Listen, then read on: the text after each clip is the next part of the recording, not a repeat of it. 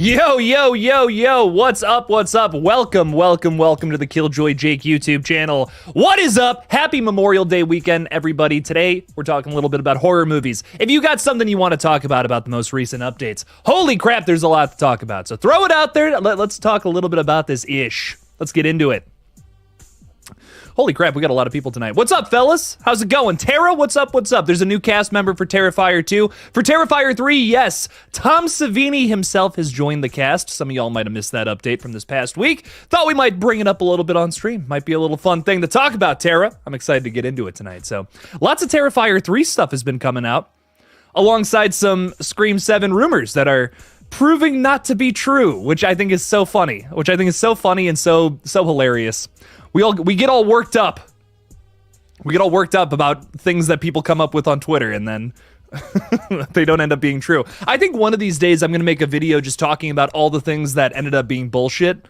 Because, some people forget about stuff. But, I remember even the things from Scream 5 that were BS. And I think it's so funny. It cracks me up. So, I'll keep making videos on it. People want it. I've had people ask me. They're like, just talk about the rumors. You can make, a theory around it. And I'm like, okay, I'll do it.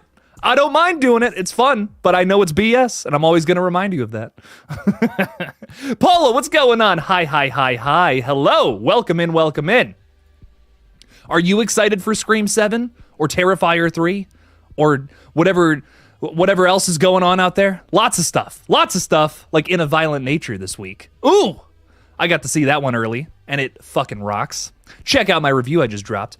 And Antinous has just become a YouTube member. What's up, Antinous? Thank you for your support. Thanks for joining the ghostface tier. Appreciate you. You're helping keep this channel afloat. Appreciate you, man. Thank you. Aqua Death, with a little Scream 4A in there. What's up, dog? How's it going? Welcome. Hello. Zyko? Is that what's up there? Hi. Hello there. Welcome. Jacob Wells is saying, have you ever seen a horror movie called Ghost Ship directed by Steve Beck? If so, I really wish it had gotten a sequel titled Ghost Ship The Marked Ones, like Paranormal Activity, okay, which could have been released in 2004. Jacob, dude, this keeps getting brought up. This keeps getting brought up on the page, and I keep meaning to rewatch it. I saw this one, when I was a kid, and I still remember that opening scene where everyone, brutal. I love it. It's a killer horror flick. It's one I need to do a rewatch of. My schedule is the craziest it has ever been right now, so I don't know if I have time right now, but at some point, I'm fitting this one into the schedule, because I would love to rewatch it. I remember really liking it as a kid, and being like, oh my god, whoa, I can't believe that just happened in the opening scene. That's nuts. But yeah. No, that one rocks. Would love to see a sequel. But this is the day and age for 3 sequels all to come out at the same time, so you never know. Jacob. Julian Perez, what's going on, my dude? How's it going? Bro, do you have any updates on Hatchet 5? I want it so bad already. I don't think I've gotten any updates on Hatchet 5. Man, that is a horror franchise I have a total blind spot on, Julian. I have only really seen, the first one. I don't know if I've seen any of the sequels, if I'm being honest. I got to do a rewatch of some of those and just watch the rest of them. It's weird. It's such a blind spot for me. I've seen so many franchises, sat down and stuck through them. The Omen franchise was one I did recently, and I was like, oh man, some of those were rough. But Hatchet is one I got to sit down and actually check out. I tend to like even the bad slasher sequels, so even if there's some weird ones in there, I might vibe with them. But welcome in, dude. Welcome in. Julie, channel member. What's up, dog? Thanks for being a KillJoy cult member. Appreciate you. I love the little guy, the little fella. I think I asked you last time. It is a ferret. I believe we confirmed this last time. I don't know why I can't tell from this photo. My eyes are screwed up, just like my brain. What's up, Julie? How's it going? Welcome in. RJ Skarenki is saying, happy Memorial Day, Jake. Can't wait for some horror tonight. Hell yes. Monday is horror nights around here. Don't you forget it, RJ. Come on now. Maybe there comes a day when us horror fans out there are like, oh man, kind of sick of horror movies. I need to cleanse the palate with something else. Well, if that's the case, perhaps.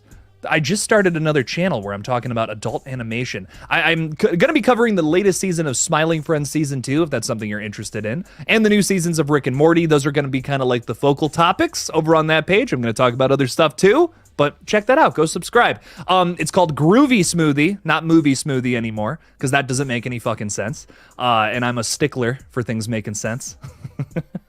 So go check out that page. Go subscribe. Get us to 3K. We're already 2.5K pretty much almost over there, which is awesome. Thank you all for checking it out, for those who have.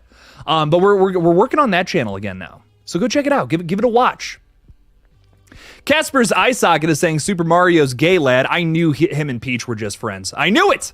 But what, does that mean that Luigi is his lover? That's kind of incest, bro. What's going on there? You think him and Donkey Kong are getting it on? I don't know. They've had their lovers quarrels in the past, so that's a good question. That's a good, some interesting information there, Casper. What's up, dog? How's it going? Mary is with us tonight, saying Furiosa, a Mad Max saga bomb at the box office. That's shocking. You know, it's weirdly shocking to me. Like, I know that Mad Max Fury Road wasn't I don't know, I don't think it made like billions of dollars to my knowledge. Like, I don't remember it making like a shit ton of money. I know it's like critically acclaimed. It's considered one of the better movies from the last 15-ish years. I love it. It's fantastic. Fury Road is a 10 out of 10 for what it is. Oh my God. Love that movie. I got to see Furiosa. I was busy this weekend. And I've seen a lot of really good points going from both sides of this argument, which, like, if I had a general movie page and not just a horror-focused page, I probably would have made a video on this today, because I've seen a lot of back and forths on, like, the argument of, like, go to the theater, go see more movies, but also we're in, like, here in the States, like, the economy is fucking shit right now. So I get it. I get why some people can't go to the theater all the time for movies. And especially with movie theater prices, like, I do understand that too. But I will still encourage people, go to the theaters, check out movies, keep this lovely art alive. Come on now. But I do get it. Like, I see both sides of it. But it is something I want to make a video on at some point, because I find it fascinating. I think good points have been made on both sides, I guess is my point. But I will continue to encourage people to go to the theater, because come on now.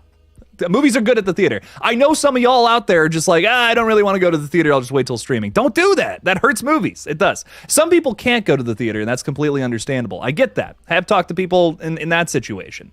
But if you can go to the theater, do it. Make it happen. Support movies. If you love these things, support them. Jason Carpenter, thank you for being a channel member. Appreciate you. Jason! Screaming at me. What's up, dog? How's it going? Welcome in. Our resident Halloween Ends lover. Gotta have one. We don't have many more, but we do have Jason here, and we love him to death. Thanks for being here, Jason. Thanks for hanging out with us. Ryan Swayze is saying, hey. What's up, Ryan? How's it going? Welcome in. Well, let's talk some horror, baby. Let's get into it. I'm excited. Dreadboy Studios is saying, what up? What up, dog? How's it going? What up? Film Fanatic is over in the UK. It's past midnight over there. Man, what are you doing up? It's past your bedtime is what it sounds like, Film Fanatic. I shouldn't be saying that. I appreciate your support in watching this weird little page. Thank you. That's what I mean to say. Thanks for hanging out with us. Sorry I'm Cursed is here. What's up, dude? Hello. Sup. Gabriel Crandall is saying, howdy there, partner. How's your day going? My day's going good, cowboy. How about you? I'm ready to talk some horror movies. I've just been talking about Smiling Friends for the past 3 hours, and I'm ready to get back to gore. I'm ready to get back to gore, blood, guts, killers, monsters, all that shit. I'm here for it. Gabe Houghton, thanks for being a member, my friend. What's up, Jake? I'm chilling. I'm riding a caffeine high right now, which is gonna get me through. I hope, at least. But we're vibing, man. We're vibing. We're partying. This is the best part of the day. The live stream. Got a little burp there, but I'll tell you what, the best part of the day is doing the little streams. This is my favorite part. My to-do list makes me want to throw up a little bit, but besides that, it's fine. Don't worry about it. Old School is saying, you remind me of a rapper, Jake? Am I rhyming? Am I a poet and I didn't even know it? Aaron Burr, sir? I'll throw a little bit of Hamilton on you. I'll do it. I don't care. I don't care if it's cringe. IDK is saying, I watched The Strangers. I liked it, but I see the same things as the first two. I saw a lot of the same things as the first two movies, man. That's where I'm at with it. You see, here's my thing. Not everyone's this way, and that's totally fine. This is just my opinion. I'm not crazy about movies, especially franchise continuations, that just like to do the same thing as their predecessors. That's no fun. Why make a new one if you're just going to step in the same territory as something that's already happened in the past? I think that's boring as heck. Something I love about the Scream franchise is that with every movie, you get something new commentary-wise on the horror space. It makes every movie flavored differently because of that. And even though, like, yes, there's kind of a pretty similar formula in most of those movies, it makes it a little different because you got commentary going down different paths. I think that's fun. That makes it something really fun and special every single time. And the strangers, the new strangers, I feel like didn't do anything different. Like, say what you want about Prey at Night. You can hate on it all you want, say it's nothing like the original. It's not scary. It's not the same movie. And that's the biggest thing for me. I like Prey at Night for totally different reasons than the first film, and that makes it worthwhile in my opinion.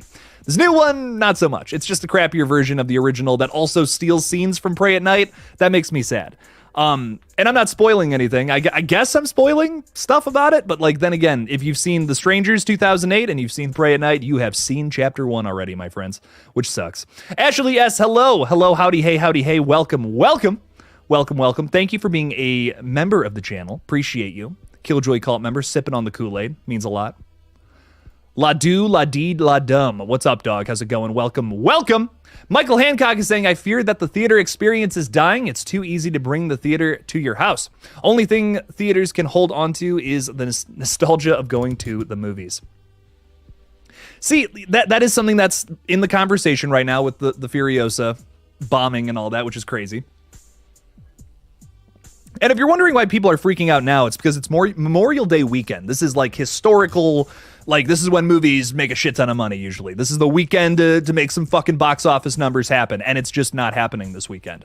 Again, I do believe there are other circumstances out there. I personally am one who thinks the theater experience is not dying because, like, here's my thing.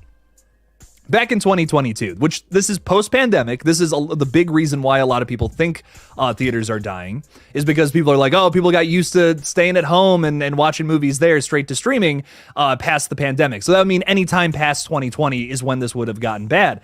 But in 2022, I have been in full theaters for a bunch of different movies, if it was originals and franchise continuations. And that's why I'm thinking, I don't think the theater experience is dying. I think the economy just fucking sucks. I think that's what it is. No one's making money right now. I mean, I'll tell you what, I'm feeling the squeeze big time. It sucks right now. So honestly, that's where I'm at with it. As soon as the economy starts to get fixed or go in a different direction than where it is right now, I think people start showing up to the theaters more.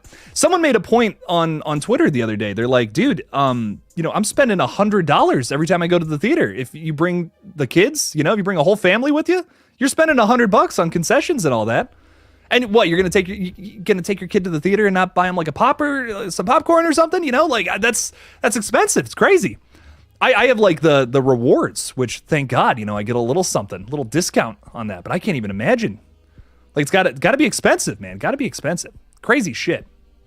We got some more friends hanging out with us tonight. What's up, Evan? How's it going? Yo, my dude. How's it hanging? Just Jess, I am saying hello to you, Jess. And goddamn, if you say I don't say hello to you again, I'm going to lose my mind. I'm just kidding. Me and Jess are friends in real life. That's why I'm saying all that crazy shit. What's up, Jess? How's it going? Welcome in. Thanks for being here tonight.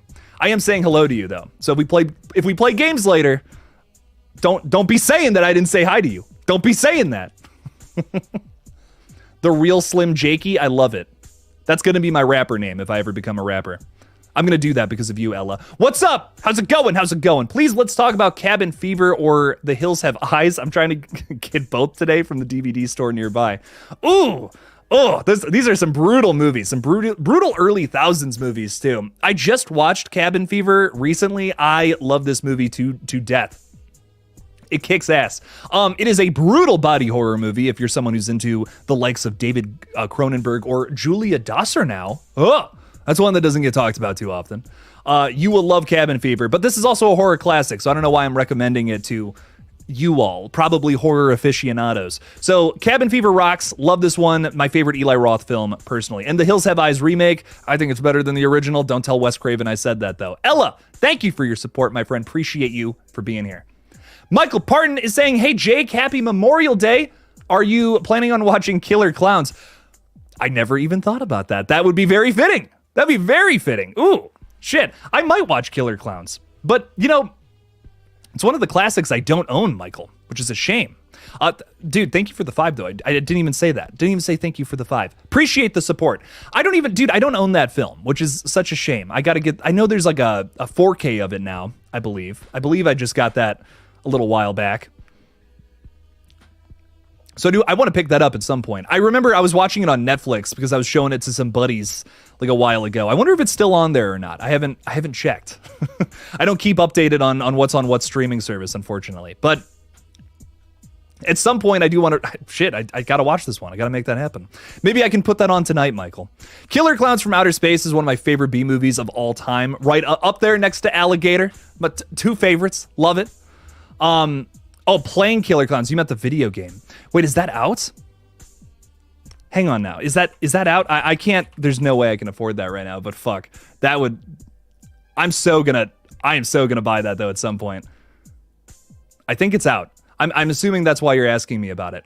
Dude, yeah, absolutely. I want to play that at some point. I got to play like on my buddy's PC or whatever. I got to play Killer Clowns from Outer Space. Not Killer Clowns. The Texas Chainsaw Massacre video game. That was a lot of fun, dude. So if it's anything like that, if it rocks, if it's kind of like a fun Dead by Daylight style game, I'm here for it, dude. Thank you for the 5 though, man. I really do appreciate it. The gaming channel is coming. I promise. At some point. Jack Jekyll, what's up, dude? Had the Alamo Drafthouse movie monthly pass, $20 a month for unlimited movies. That's pretty nice. Damn. So we don't have one of those around here, which sucks, but we do have like Regal by me, like, and the Regal pass is pretty good. I actually, like, you know, once again, I'm not sponsored or nothing, but I am switching from the Regal pass, from the Cinemark pass to the Regal pass because it is a little better. Was looking at some of the perks and all that, and I'm like, ooh, this is way better. To get the Regal pass. So that's what I'm currently switching to. You actually get free movies every month. Like with a bunch of free movies every month. Like with Cinemark, you get like maybe one, and then you get like discounted snacks, and that's like pretty much it. So that's the one that rocks in terms of what my research has come up with in terms of the Northeast Ohio area. But I hear Alamo Drafthouse fucking rocks too, so hell yeah. I've only been to one of those one time too. I think I saw The Black Phone early at an Alamo Drafthouse, if I'm not mistaken. Had to drive for that one too. It was worth it though. It was a fun movie. Very fun movie. Michael Mins is with us. What's up, dude? How's it going, Michael? Hell yeah, missed a lot of your live streams, but glad I'm catching this one from the UK. Loving all the stuff you're doing, brother. Just watching The First Omen wasn't a great one for me, if I'm honest. Well, Michael, thank you so much. I appreciate that, dude. And thanks for hanging out with us tonight. Means a lot.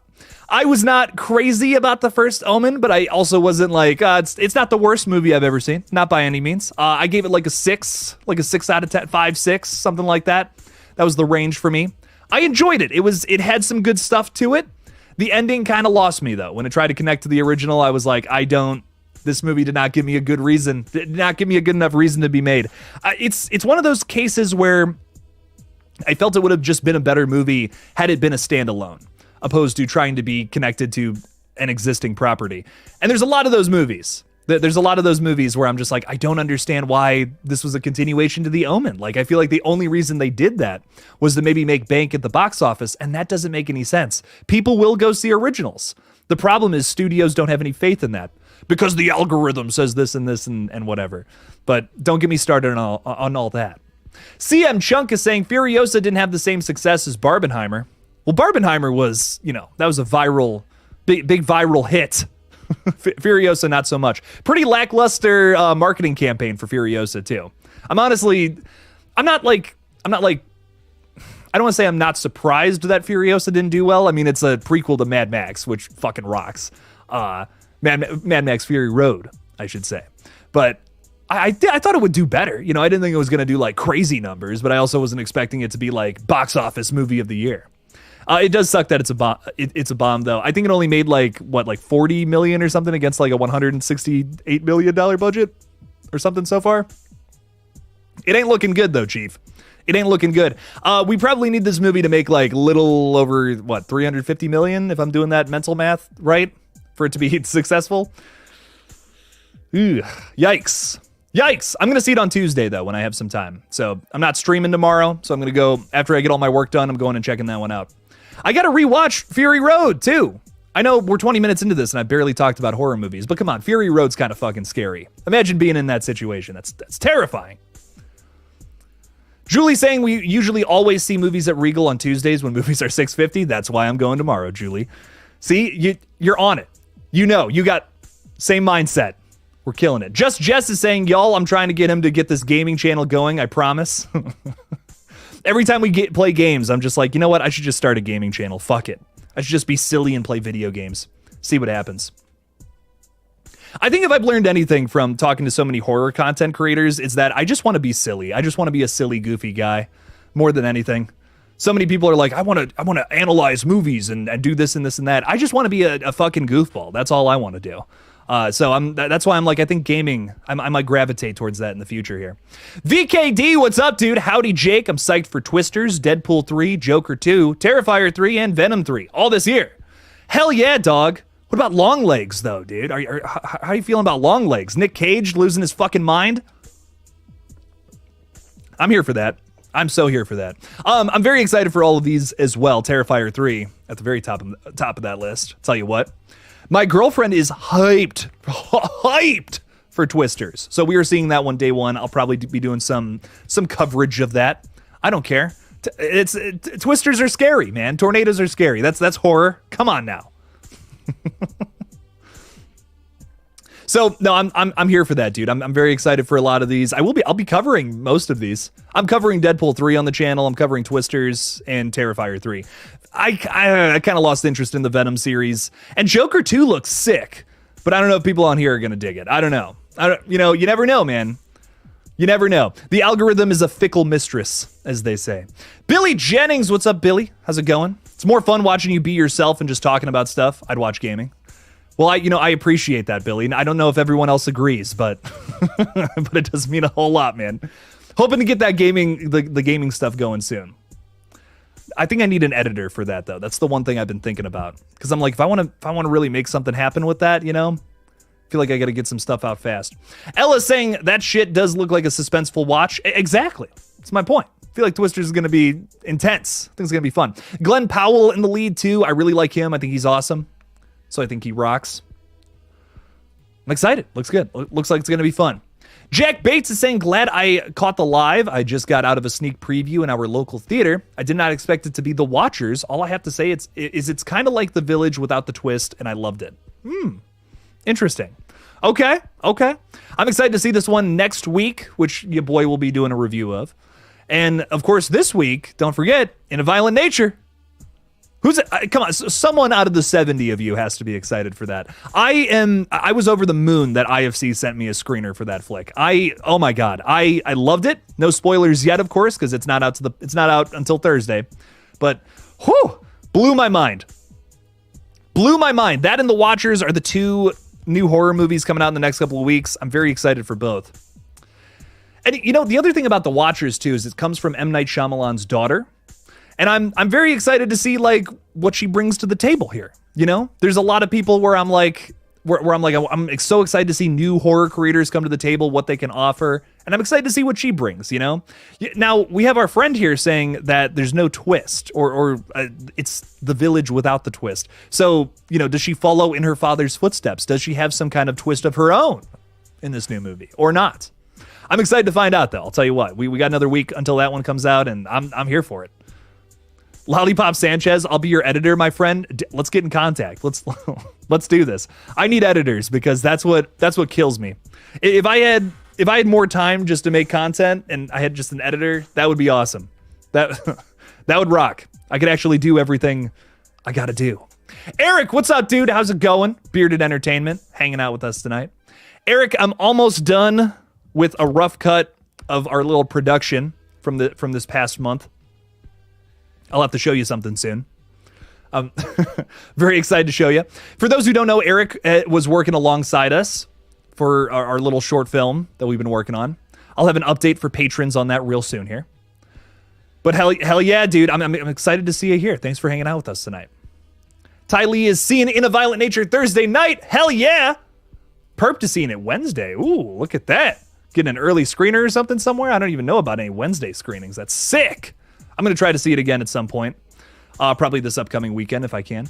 Jimmy Vorkleys is saying, I'm hella excited for In a Violent Nature. May see it early Thursday. Hell yeah. So, dude, see it. This is such a worthy movie. If you're look, the one thing I'll say about it, if you're a slasher fan, you'll love it. If you're a Friday the 13th fan, you will lose your fucking minds over this flick. This is everything I have ever wanted from a modern Friday the 13th film. It's just not called Friday the 13th. And I don't know. It made me so happy. It is an excellent movie. I loved it to death. It's my favorite horror flick of the year. I had a little itsy bitsy issue with it, but it's not a deal breaker by any means. And I kind of talked about it in my spoiler free review, but it rocked. It rocked so much.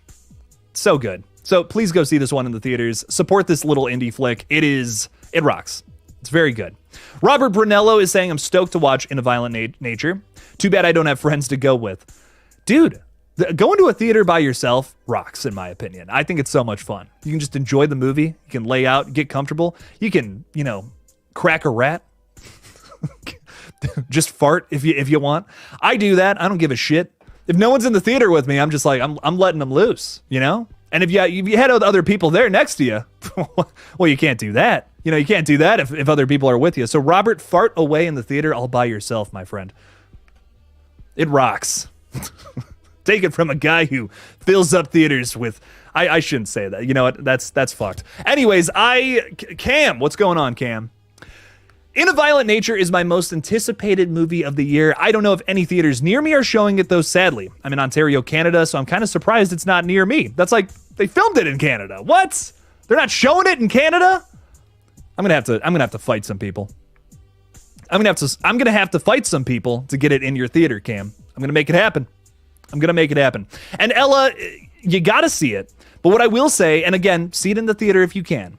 It will be on Shudder at some point in the near future, likely after it does a little run in theaters. So you'll probably see it on Shudder like late next month, is my guess. So you'll see it soon, but support this one in theaters. Get some money in Chris Nash's pocket. He clearly worked very hard on this flick, so make it happen. In a Violent Nature is that good? Never heard of it. Oh, dude.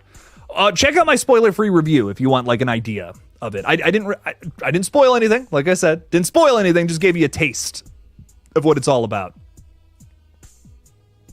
And I won't go through my whole analysis because I'm not going to do that. Please watch the video.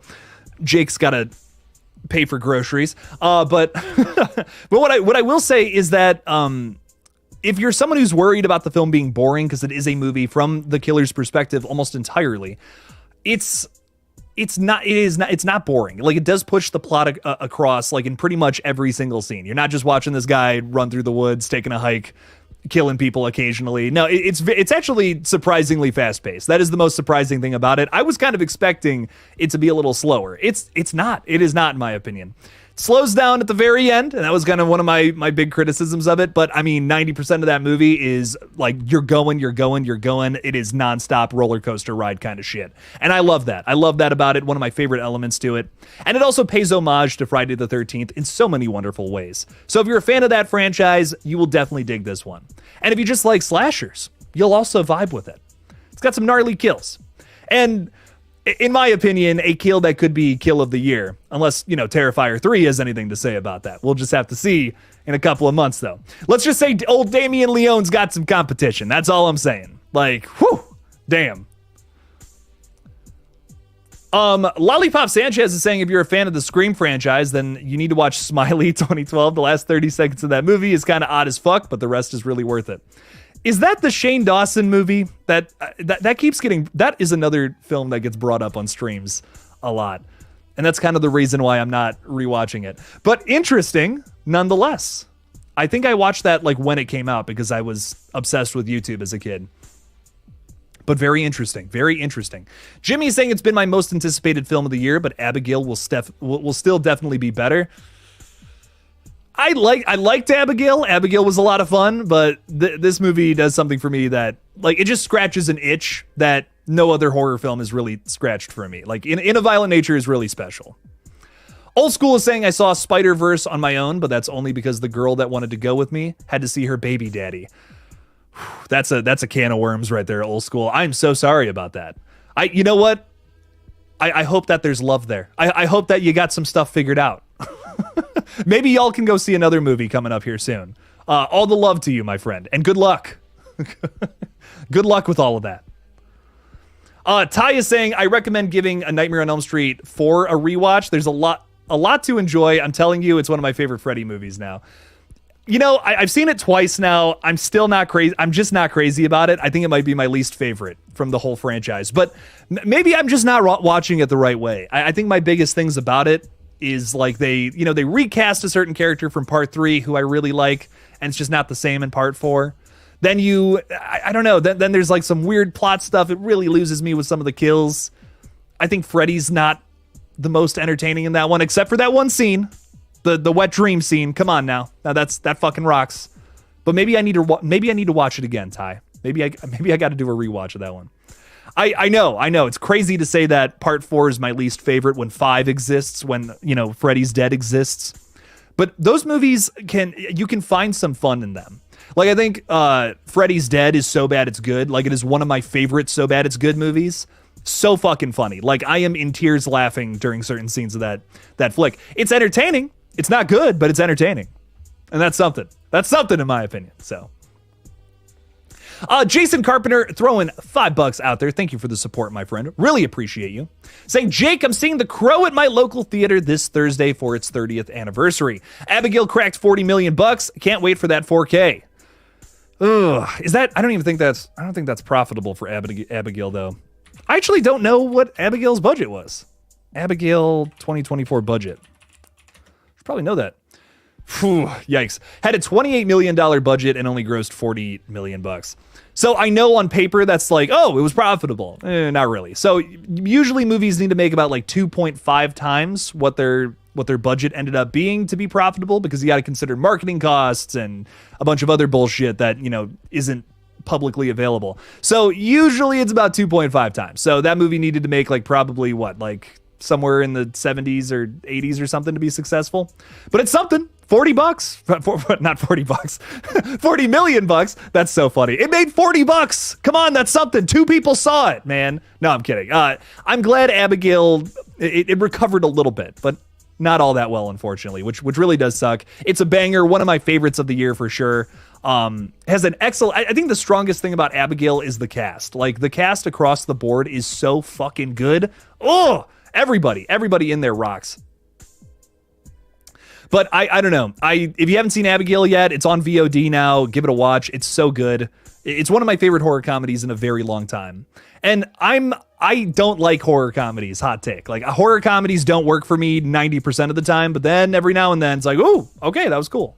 I give Renfield its props because it also has a good cast, but it's got a pretty atrocious story. So that was kind of why I sometimes praise that film, sometimes don't. Renfield's fun, whatever. But in my opinion, nothing is ever going to top Shaun of the Dead. Shaun of the Dead's my number one. That film understands the balance of horror comedy, which so many horror comedies do not. They just end up being comedies with a little horror flavor in the plot or something. Like, Shaun of the Dead is a scary fucking movie that is also comedy. And that film gets it. That film understands it. There's a scary fucking story there. Almost everyone dies in that fucking movie. Like, that's crazy. Some brutal deaths in that flick too. Like, holy shit, the one guy gets like torn apart by the zombies in the third act. It's crazy. But Abigail really worked for me. I really enjoyed this one. Cast is excellent. It's got some crazy moments. Giancarlo Esposito. Do I have to say more than that? Come on now. Give it a watch. It's great. But Jason, I'm absolutely picking this one up, I should say, when it drops on 4K for sure. I'm right there with you, man. And enjoy The Crow for its 30th anniversary. I still have not seen that flick. But Jason, thank you for the 5, man. Really appreciate you. Jack Bates is throwing a hot take out there. I'm here for it. Maybe controversial, but like Wes Craven's New Nightmare is the only A Nightmare on Elm Street sequel I feel like Wes Craven has this style to writing characters that just no one can recreate. I'm going to be honest, Jack, I'm kind of right there with you. New Nightmare is the only Nightmare sequel I'll really gush about. I think the rest of them all have a very, very glaring issue. But I'm with you. This is the only, for me, the Nightmare on Elm Street franchise is the original and New Nightmare. I'm not really crazy about the rest of them. I know some people love 3. Like, 3 is one that Dream Warriors is that's the best one. Dream Warriors completely loses me in the third act. I don't know. I think that whole movie fucking rocks. Starts off as the best Nightmare sequel, and it totally loses me by the time you get to the third act. Just, I don't know. It's almost like the tone shifts entirely. Like, it turns into almost like a parody of itself in that third act. It's so weird. But I will go, the one thing I love about Dream Warriors is that it's basically the first requel, and I don't think enough people talk about that. The setup for it is literally like it's a couple years later, Nancy Thompson comes back to help a younger group of people who are all facing the same problems she did back in the original. It's a requel setup, but back in the 80s. It's very interesting. It's a very interesting study. Go back and rewatch, watch Scream 5, then go and watch Dream Warriors again. You'll be like, whoa, the similarities are weird. So Dream Warriors is not a bad movie. It just, wow, that third act completely loses me. I don't know. But New Nightmare, it rocks. It's really interesting. Really interesting movie. Nothing tops that original, though. Come on now. Nightmare on Elm Street's a classic. Great stuff. Noah Atkinson is asking about Army of the Dead. Army of the Dead had to grow on me. I wasn't crazy about it at first, but the more I watch it, the more I like it, is what I'll say. I think I'm just not like the biggest Zack Snyder guy. I feel like everyone either loves or hates Zack Snyder. I'm just kind of indifferent. Like, some of his movies work for me, some of them don't. Watchmen fucking rocks. Batman versus Superman, not so much. But I think that Army of the Dead, it's got some cool moments. It's got some fun to it, but I don't know. It's not like my favorite zombie movie. I wasn't really crazy about it upon its release, but I've watched it a few more times. If it's late at night or something, I just need to put something on Netflix, whatever. Sometimes I just put on Army of the Dead, and that opening, those first 20 minutes, fucking rock, man. Really fun stuff. So there's some good stuff there. Just not I don't know if it's my favorite zombie movie ever. Speaking of zombies, I really can't wait for 28 Years Later. This film has had some updates recently that Jake was not able to cover, so let's talk about them real quick. It is currently filming, which is awesome, and Cillian Murphy has been confirmed to be in the cast, so his character from the original flick is coming back for this movie, which, has been a rumor recently, but it is confirmed now. So I dig it. I'm vibing with it. I cannot wait to see this movie. We have been on a cliffhanger since 2007. So please give me that 28 years later. And, this is another series where we're getting 3 new movies. And, that's not old Jake's not the craziest about that whole trend in horror right now. I don't really get it. I don't get why we just make 3 movies out the gate and call it a fucking day. That makes no sense. Why not just put all that energy into one really good movie that's a box office hit? I don't know. I couldn't tell you. But I actually think that this is the only franchise right now that's getting 3 brand new movies where it makes a lot of sense. 28 years later, I could see a whole brand new story being spawned from that, because there's not really a whole lot of story in the 2 28 Days Later films that we have already gotten. I mean, a little bit, but I feel like that's a whole world now that we could explore. And 28 Weeks Later sets that up really well, in my opinion, for a big, global pandemic kind of movie. It makes sense for us to be getting 3 movies from that franchise specifically. The Strangers, not so much. From, Scream, potentially, which is a rumor right now that we're getting 3 new Scream movies. I don't know. I don't know if we need 3 more Scream movies back to back to back. That doesn't make a whole lot of sense to me with that franchise. But 28 years later, I could see it. I could see three movies revolving around a global pandemic of the rage virus. So I'm very excited for it too, Lollipop Sanchez. Hyped. Very hyped for it. Jimmy, yes, Christopher Landon is the director behind Happy Death Day, and it's not It's a Wonderful Knife, but so that where the confusion might be is Christopher Landon worked with Michael Kennedy, who wrote It's a Wonderful Knife, on the film Freaky, which he directed and Michael Kennedy writes. But similar styles for sure, definitely similar feeling movies without a doubt. I personally really liked both. I thought they were both fun. Wonderful Knife has got some issues to it, a couple of issues, but I still had a fun time with it. Happy Death Day just rocks. One of my favorite modern slashers. Had a very good time with that one. World War Z is a really good zombie movie. I think I like the smaller zombie stories, though, which is totally a counter to my previous point. But I think I'm more about film. My favorite zombie movie ever is Zombie from 1979. I fucking love it. It's a more small scale story that leads into something bigger. Those are the zombie movies I guess I vibe with the most. Train to Busan, I think, is another great example. That's in my top 10 list without a doubt. I really like Dawn of the Dead, even though that's, you know, a little bigger scale. The original Dawn of the Dead. I like the Zack Snyder one too, but the original's just got a charm to it that I just love. So, I love me some zombie movies though. I would love to see that come back. It's a shame we've been pushing for we've been pushing for these vampire movies to hit, and they're just not, which is a shame. We do have yet another vampire flick on the horizon, though, coming from Panos Cosmatos, who directed some of my favorite horror films from the 2010s. If it's Beyond the Black Rainbow and Mandy, both excellent flicks if you have not seen them. He's directing a new vampire flick that hilariously stars Kristen Stewart, who you might know from another vampire flick, Twilight. So I'm excited for that, honestly. I hope it's a hit. I hope it's like the first vampire hit we've had in a while, which we haven't had one of those in a minute. I love vampires. I think they're great. Bring on more vampire and zombie movies. Let's make it happen. Why the hell not? Jason Carpenter throwing $2 out there saying, what would you tell Rowan Campbell if you met him? What would I tell Rowan Campbell? I would say, what's up, buddy? How's it going, Corey? I would say, how's it going, Corey? I would call him Corey, and I would hope he would find that funny. Mr. Cunningham. Maybe I'll do it in like a silly voice. Because that's what I always do when I meet celebrities. I always make a fool of myself because I think it's really funny. But here's the thing, right? I don't want to just go up to a guy and be like, hi, I'm your biggest fan, you know? Like, I feel like every celebrity gets that all the time. Like, whenever I go to those meet and greets, I always try to open with something like outrageous so that it's like, oh, wow, you know, they'll remember me when they fucking go home that night to their hotel. I always try to start off with something. Like, before all this shit came out about Drake Bell, I did meet the guy. And I was at one point a huge fan of him. Maybe not so much now. But when I met him, I was like, what's going on, Mr. Bell? Like that. I was just outrageous. I ran into the room where he was. I was just like, what's up, dude? And I gave him a fist bump and got a picture with him and all that. And he laughed. I made him giggle. So it's something. You know, now there's a lot of controversy with him, but don't worry about that. But in the moment, it was really cool.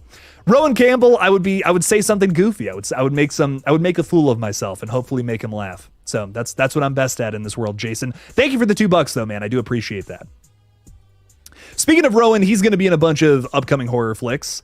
A new Stephen King adaptation. It's a short story from Skeleton Crew, one of his better short story collections, called The Monkey. Rowan Campbell's going to be playing a side character in it, which I'm very excited for. That comes from Longlegs director Osgood Perkins, son of Anthony Perkins, who I imagine most of you know who that is. At least I hope. So I'm hyped for that. It's going to be exciting stuff there. Rowan's also, he's like leading the cast of this like 80s style thriller that I cannot remember the name of off the top of my head. But Rowan Campbell's making some moves, man. Dude's making some moves. I want to see some more stuff happen for him. Great actor. Just, I don't know if he's been in too many good movies. That's all I'm going to say. Greg Bruckner is saying, hello, Killjoy Jake. Can I get a spooky shout out? The spookiest, my friend. What is up? What's up, Greg? How you doing? Welcome.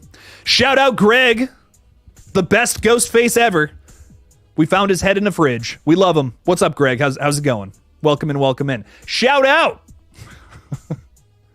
Is that what people mean when they say shout out? Like they want me to go to the top of a mountain and scream their name?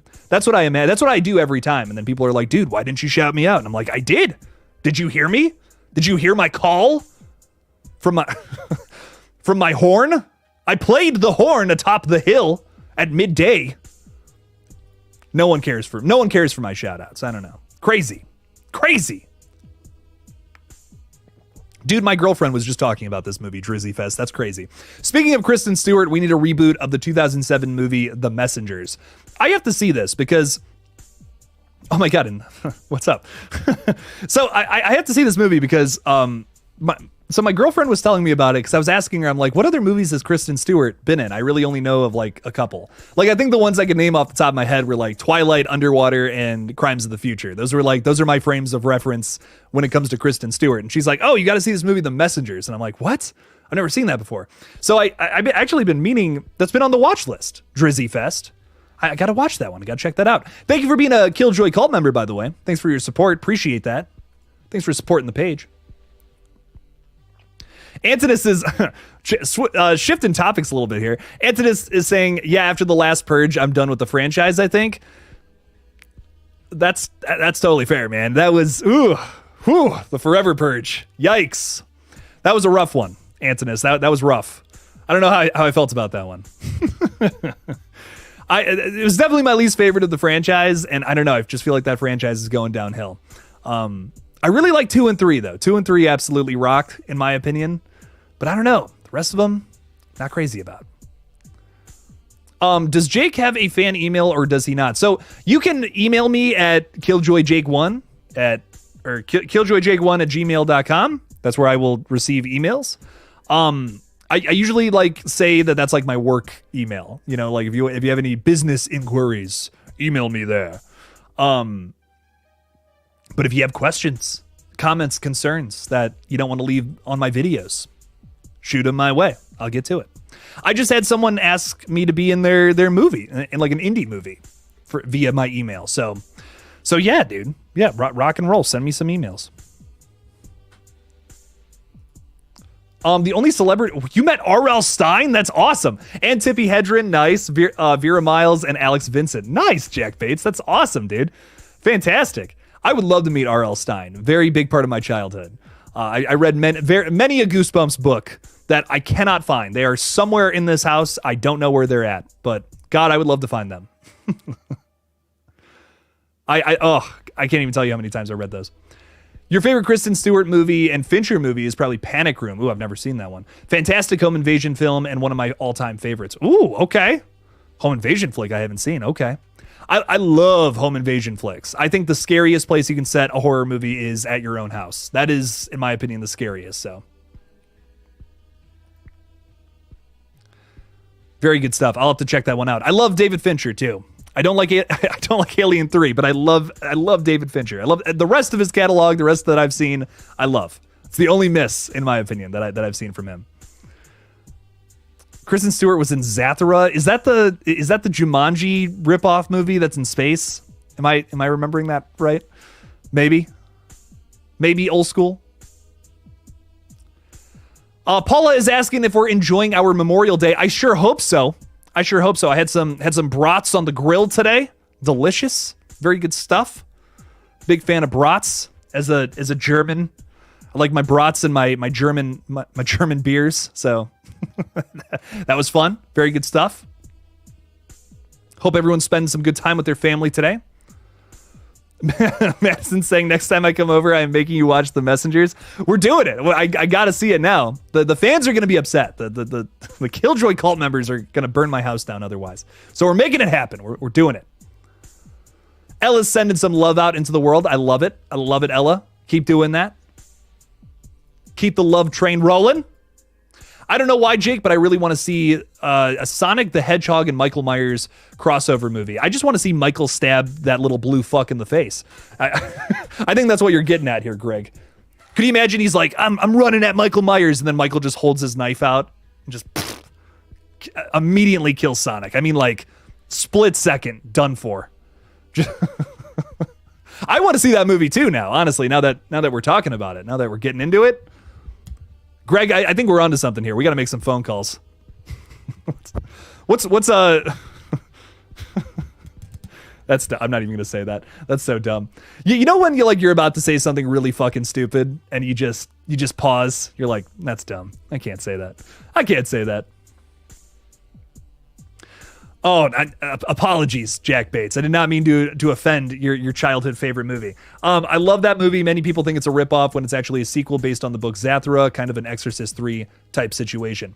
I don't. So I'm going to be honest. The one thing I know about that flick. Hang on. Let me check this out. The one thing I remember about that flick is seeing a trailer for it and saying to myself, like as a kid, and being like, that looks like Jumanji, because I had just watched Jumanji. Damn, it's got a 76% on Rotten Tomatoes. Okay, rock and roll, dude. And I got to see this movie, dude. Jon Favreau directed it. Hell yeah. He's the only guy in the Star Wars space right now actually doing something interesting. Derek Mears is in this fucking movie? What?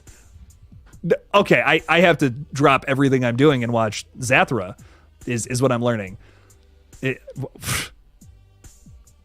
I'm upset that I haven't seen this movie. I'm actually upset. I'm quite upset with myself. Where can I watch this? Pause everything that's going on right now. Zathura. It's like $3 on YouTube. Fuck it. I'm doing everything I can to watch this movie, just for the record. And you know, when I did say it was a Jumanji ripoff, that was just my impression from the trailer. I guess I want to make that very clear. I've never seen it. No idea. No idea what it's all about. But I'm checking it out. Jon Favreau? Fuck yeah, dude. Deegan. What's up, Deegan? How's it going? Been a while since I've been able to catch a stream. Glad to be back. Just got my tickets for In a Violent Nature for Wednesday. How are y'all seeing it Wednesday? That's awesome. I'm very excited about to check out your review too. Would you guys, okay, here's a question. Would you guys be upset if I posted a spoiler review on Wednesday then? If some people are seeing it then? Yay or nay? Because I'd like to get that out the way. Just put it on the page. Get it out there for the world to see. If not, I can wait till I was going to upload it Thursday morning, but I'll do it Wednesday. I'm just saying, like, if people are seeing it Wednesday, maybe I'd do it Wednesday. I don't know. But I do have a Scream video coming out tomorrow. We have some more rumors that will, probably end up not being true. Deegan, hello, by the way. Thanks for hanging out with us tonight. Enjoy In a Violent Nature. It fucking rocks. Oh, it rocks. But no, I'm very excited. I'm very excited for you all to see that one. That has been my favorite horror movie of the year. I don't care if I had a stipulation with it. It does something for me that no other horror film did for me this year. Scratched an itch. It cradled the balls, one might say. I can't believe I just said that. No, I'm a big fan. I love In a Violent Nature rocks. You guys are going to have a good time with it. I don't want to overhype it. I'm not, in my review, I even said it's not a 10 out of 10, but I had a very good time with it. Big Friday the 13th fan, so that's why I really liked it. But very excited. I'm very excited for y'all to see it. Check it out in the theaters.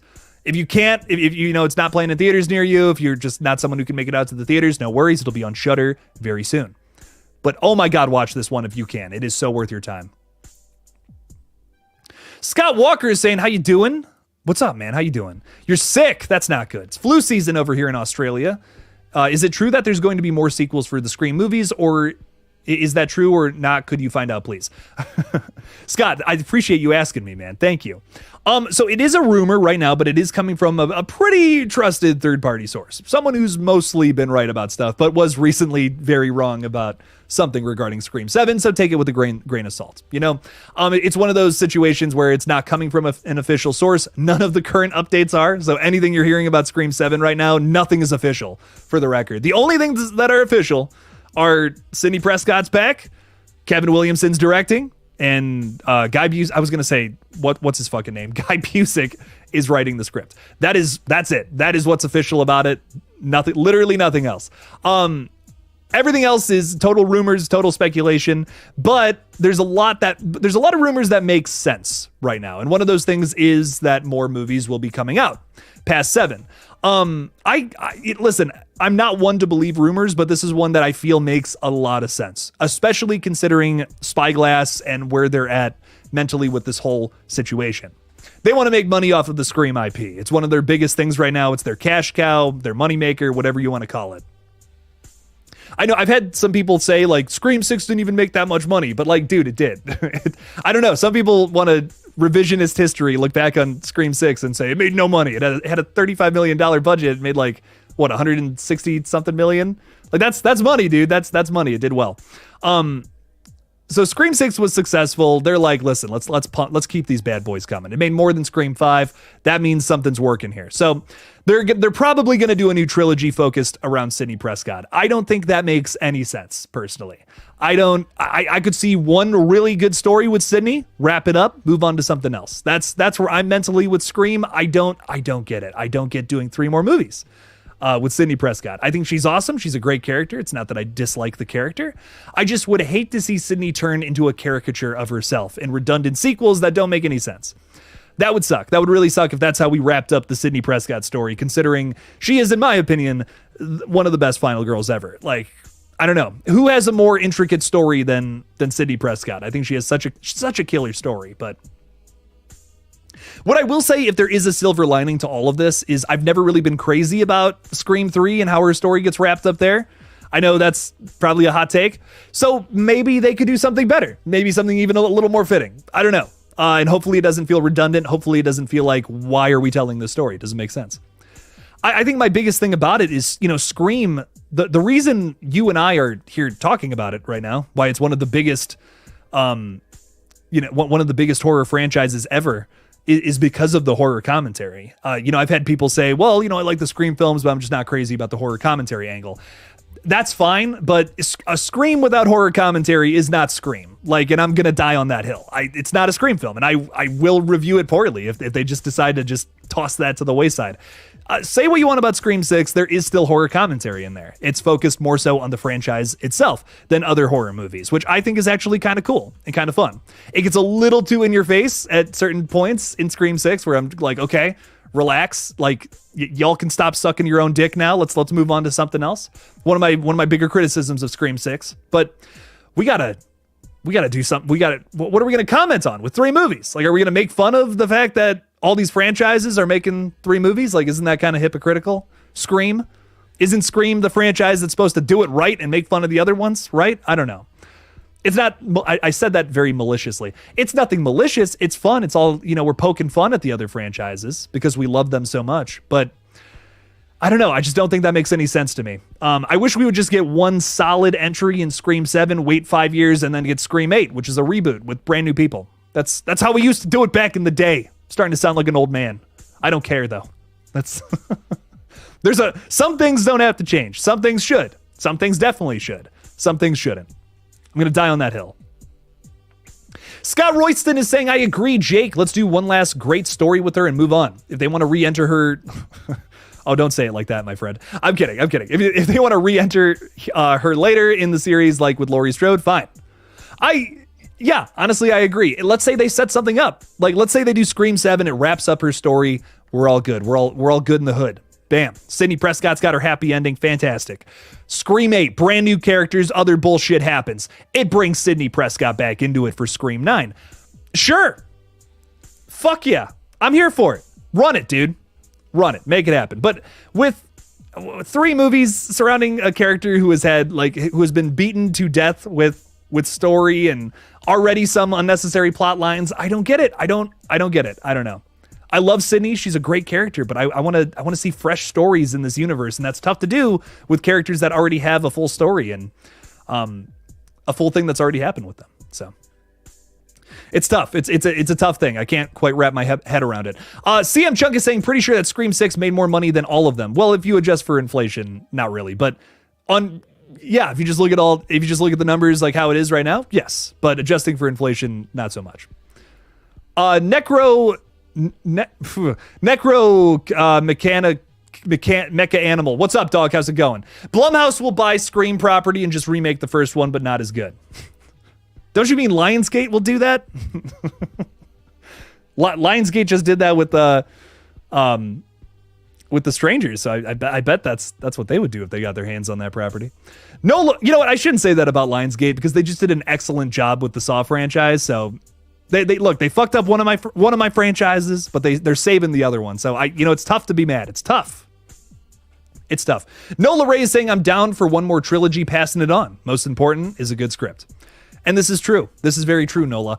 If they throw a good script at us and it rocks and it's a great, let's say they come up with a great story that involves Sidney Prescott, something that none of us are seeing right now.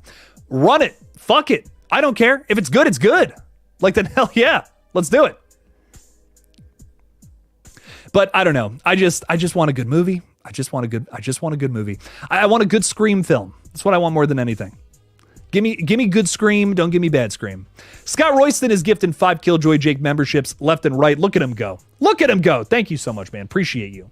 Who was gifted some? Nola Ray, Paula Fitzhenry, Catbread, Deegan, and Erica. All gifted memberships. Welcome to the fold, everybody. Sip up on the Kool-Aid. It's delicious, and there's nothing else in it. Enjoy. Thank you guys for hanging out with us tonight. Thanks for being supporters of the page. Scott, really appreciate you, man. Thank you. Appreciate it. Evan, the movie guy, is saying no, 1 and 2 still gross more. I do believe they did. And then adjusting for inflation and all that. But Evan, the movie guy, I agree. I think Sydney still has at least one more movie in her as a lead. I do question a full trilogy, but we'll see what happens. I mean, they could make one movie that focuses on setting up her happy ending, right? But I'm just like, man, I don't know about that.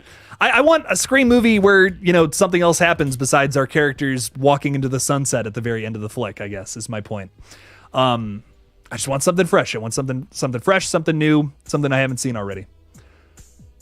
I've seen so many good ideas for Scream sequels, like, floating around. I've had thousands of conversations at this point with other Scream content creators where we've talked about things where I'm like, that's so cool. That'd be such a good idea for a Scream movie. Like, I totally see that. And I don't know. I'm just not feeling, you know, we don't know anything about this, of course. We know nothing about Scream 7 at this point. So maybe it is awesome. Maybe when we do get a plot description, we're like, let's go, baby. But as of right now, I don't know if I'm hyped about it. Too early to call, though, of course. Too early to even say anything quite yet. If they do another Scream movie without Sydney, what is the reason for Stu to return? Scott, I respect it. I respect the Stu conversation, but I got to move on to something else. I'm so sorry, man. Billy Jennings is saying, all we want is a good Scream movie. Please, nothing like Scream 3. Don't need a longer lost brother coming back. Oh, God. A long lost brother coming back. I said that wrong. Dear God, Billy Jennings. I'd cry. I would cry in the movie theaters. I'd be like, why? Why waste our time with this, man? I will say, if the killer is related to Sidney Prescott, I'm out. Like, that's it. That's the last straw for me. I'm like, y'all are out of ideas. That's it. Scream's over. I hope not, though. I hope they come up with a good killer this time around. Honestly, put my shit aside for the Neve Campbell stuff. Like, I think she's great. Don't get me wrong. I love seeing her in Scream movies. I'll do 3 more Sydney movies if you give me good killers every single time. I'll tell you what. I don't even care. Let's run it. Even if it doesn't make sense, I'm here for it. If you give us some good Ghostface killers, like, run it. Just give me something that's worth my time, man. Don't give me a Ghostface I've seen in previous movies. That would suck. Erica's saying thank you for who gifted. That was Scott. Scott's awesome. We love him. Erica, welcome. Welcome in. I still say we need a new Nightmare-style Scream. I'm also here for that, personally. Some people are really not here for that at all, though. I've heard some good arguments on both sides again, but I think that could work. I really think that could. That would be fun.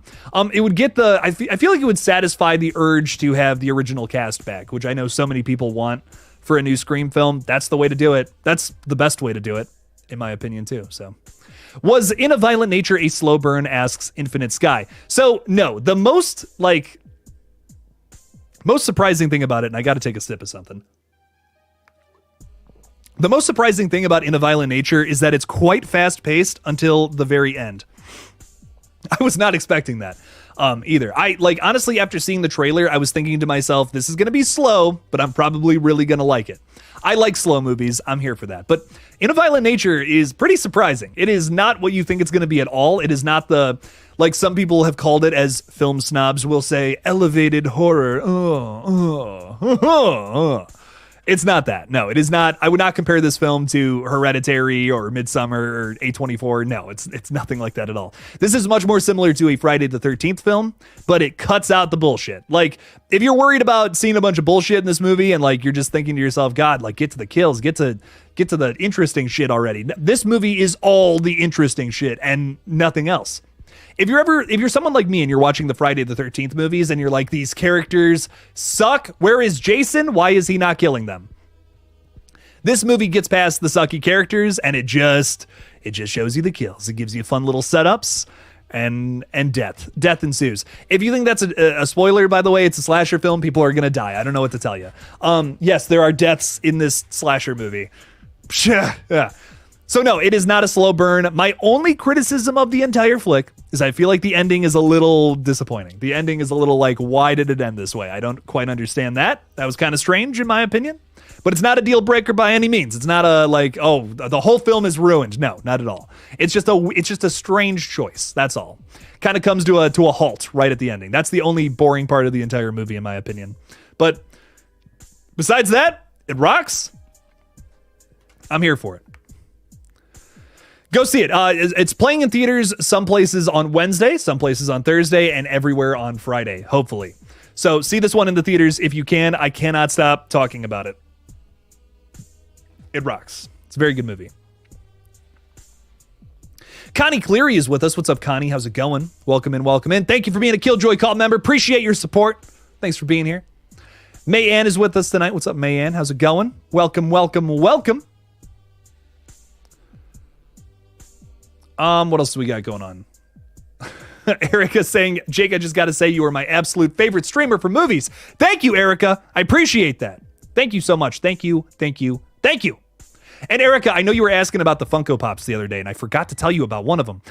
So I got little Ash over there. I just gave the rest of them away to my niece and nephews.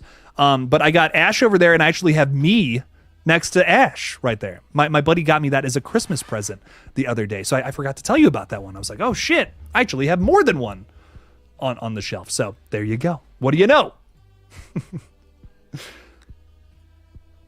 David Johnson is saying, do you think we will ever see a new Friday the 13th movie? Well, you know, David, it's a tough situation because we have Sean Cunningham, the original director of Friday the 13th, the first one, saying, we're never going to see a new movie. Like, to sum up his quote, he's like, it's going to be at least 2 to 3 years because shit's crazy at New Line. I think that sucks. I'm going to be totally honest.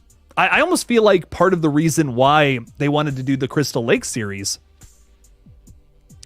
first was to see if there was any interest. You know, throw a little money into a TV show that's, you know, not really the full-on Jason, see if anyone is interested in that, and then maybe dump some money into this IP. But I don't know. There's also so many, like, rights issues with it, too. That could absolutely be a factor, probably the main factor. But it just feels like they're putting out feelers. You know what I mean? It feels like they're putting out feelers for things here and there. The rights are so fucked up. I want it. You know, David Johnson, God, I want a new Friday the 13th film so bad. But I don't know if it's going to come. I don't know if it's going to happen. That would be so cool. I think, you know, there's not too many franchises out there that should keep going, that should just keep making movies. Friday's one of them, though, in my opinion. Like, you could just keep making those, and they're fun, they're crazy. There's always another kill you can come up with. If you don't believe me, watch In a Violent Nature. But there's always more fucked up ways you can fake kill people in movies. So I'm here for it. Run it. Make it happen. So Friday the 13th, New Line. If anybody at New Line is watching this, probably not. But if you are, someone make it happen. So someone get that shit going. What's up?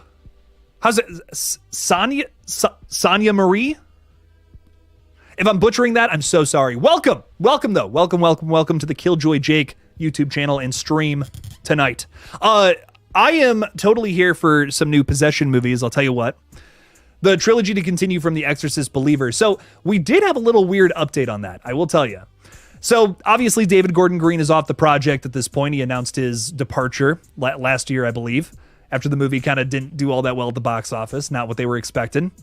We do have rumors and little rumblings that suggest that Mike Flanagan, who is a terrific director, like knows how to do ghost stories, possession flicks, the whole 9 yards, in talks to continue the Exorcist franchise, to do Deceiver and whatever the third film is going to be called. So I'm not going to lie, you know, while I personally was not crazy about Believer, if Mike Flanagan was attached to the next one, I'm here for it, dude. Like, run that back, make that happen. And here's, you know, I know some people are like, Jake, The Exorcist Believer, it sucked. What are you talking about? Like, how could that possibly be saved? I would like to point your attention to a little film from the early 2010s. It's called Ouija, my friends. And you might remember that, you know, not the same director, that director from the first movie did not do the sequel. In fact, it was Mike Flanagan who made a sequel that easily tops the original film in that franchise. Ouija Origin of Evil fucking rocks. It is one of the best, like, Blumhouse style flavored movies I've ever fucking seen. I love it to death. It's so scary and it's so fun.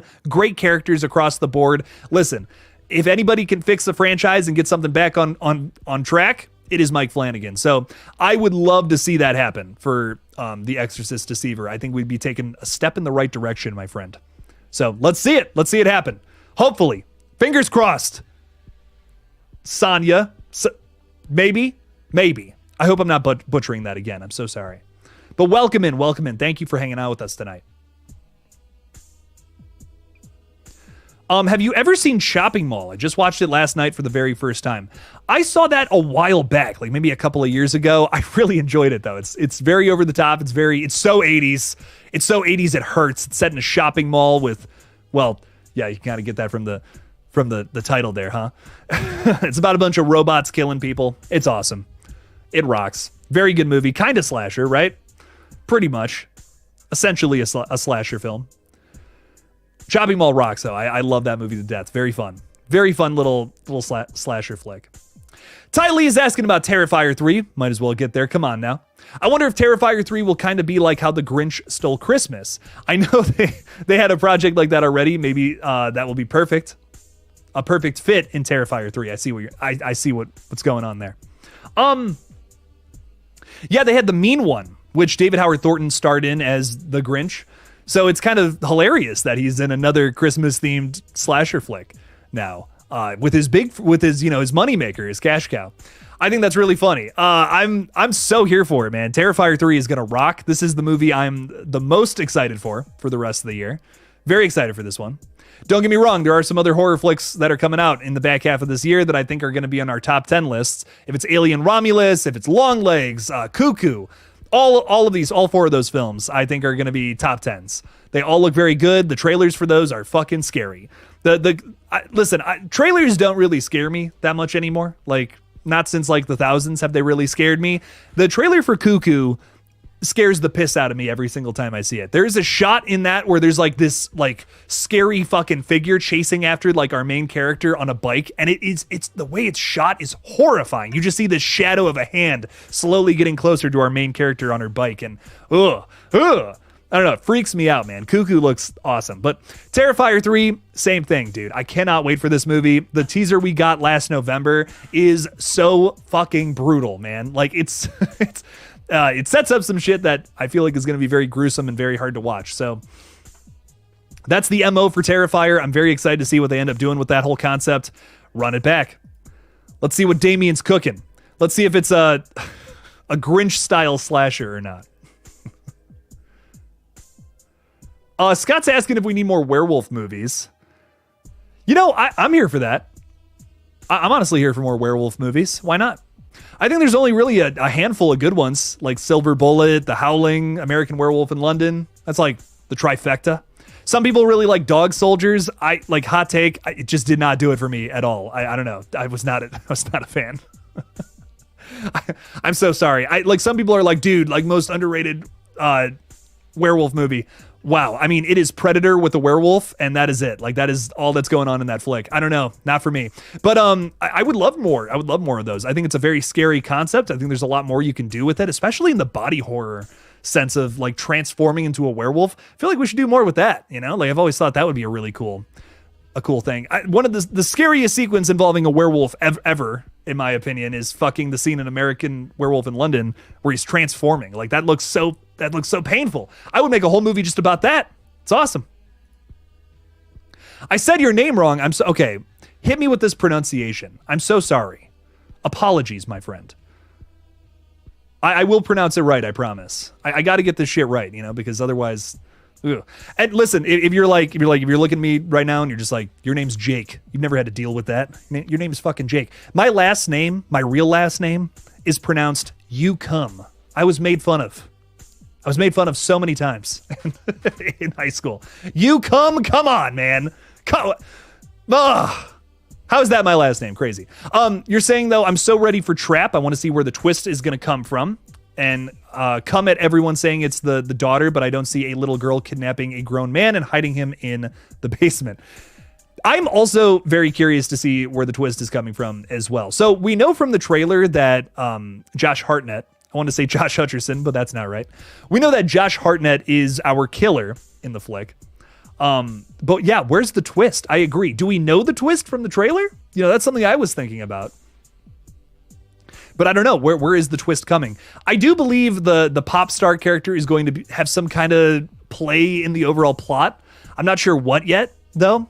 But we do know she's played by yet another M. Night Shyamalan daughter. So I don't know. I don't know what's happening. I don't know what's happening there. I'm very excited to find that out as well, my friend. So we'll just have to see. I think it's really exciting to see an entire horror movie take place at a pop concert, though. Like, that's so different. That's so fun. You know, say what you want about the last three M. Night Shyamalan movies. They all have some kind of, you know, spice of originality to them. I personally wasn't really crazy about the last three, but all three of them are very memorable, even though I don't know if the execution's all there. But I would, like, me personally, I'd rather watch an old A Knock at the Cabin versus something like I don't know, like Tarot from this year, which was like, I've seen that movie 1,000 times. So I appreciate the originality. I will say that. Oh, Kobe, a hot take. Terrifier 1 is better than 2. Art really destroyed everyone in part 1. Dude, but the bedroom scene?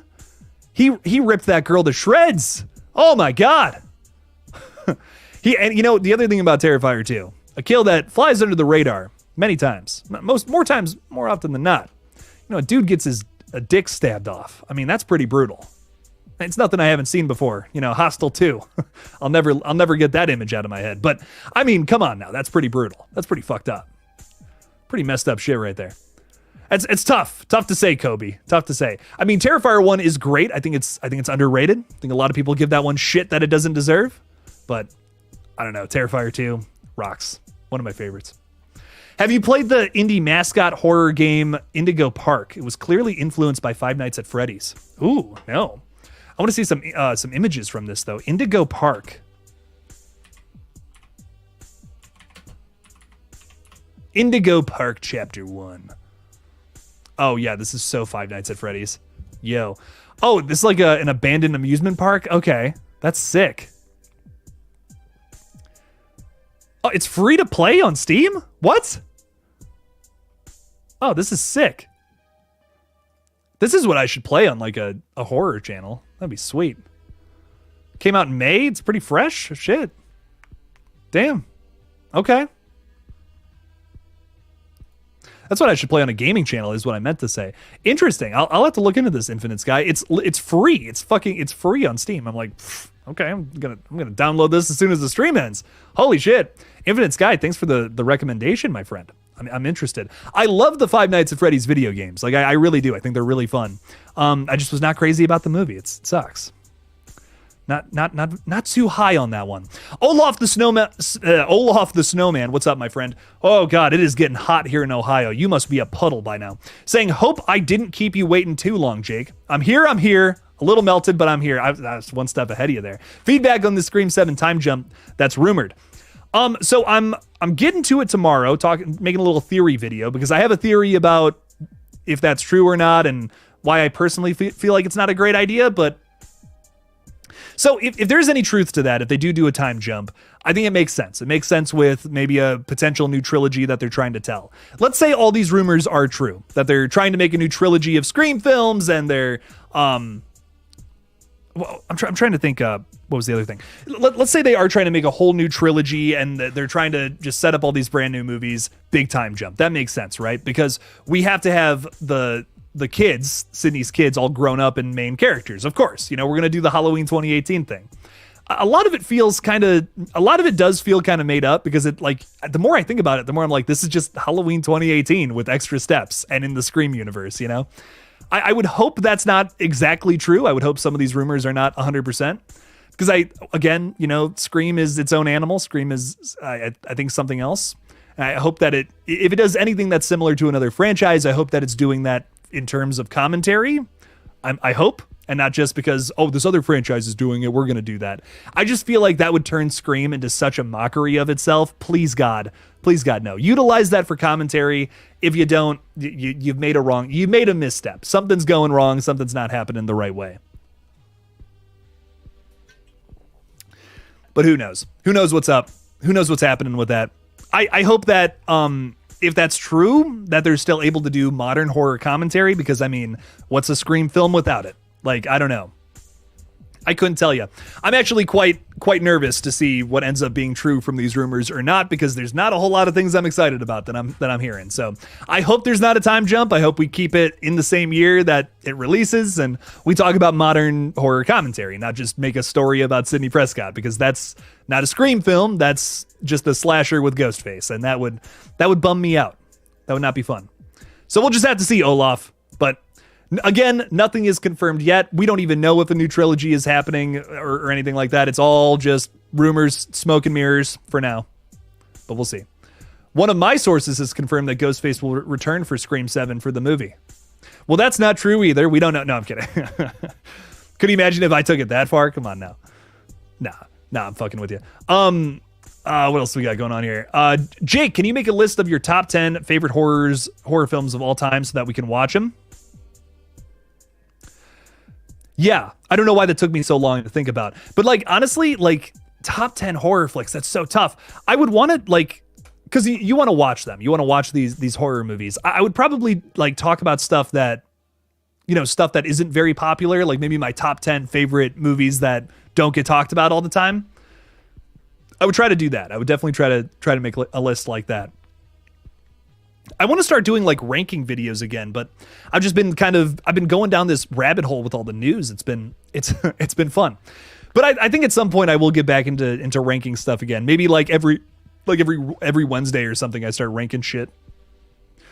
Something I was thinking about recently. I want to start doing ranking videos again. Those are fun. It's pronounced Sonya, not Sonya, not like Sonya, not like Sonya Blade from Mortal Kombat. It's Sonya. Maybe. Sonya.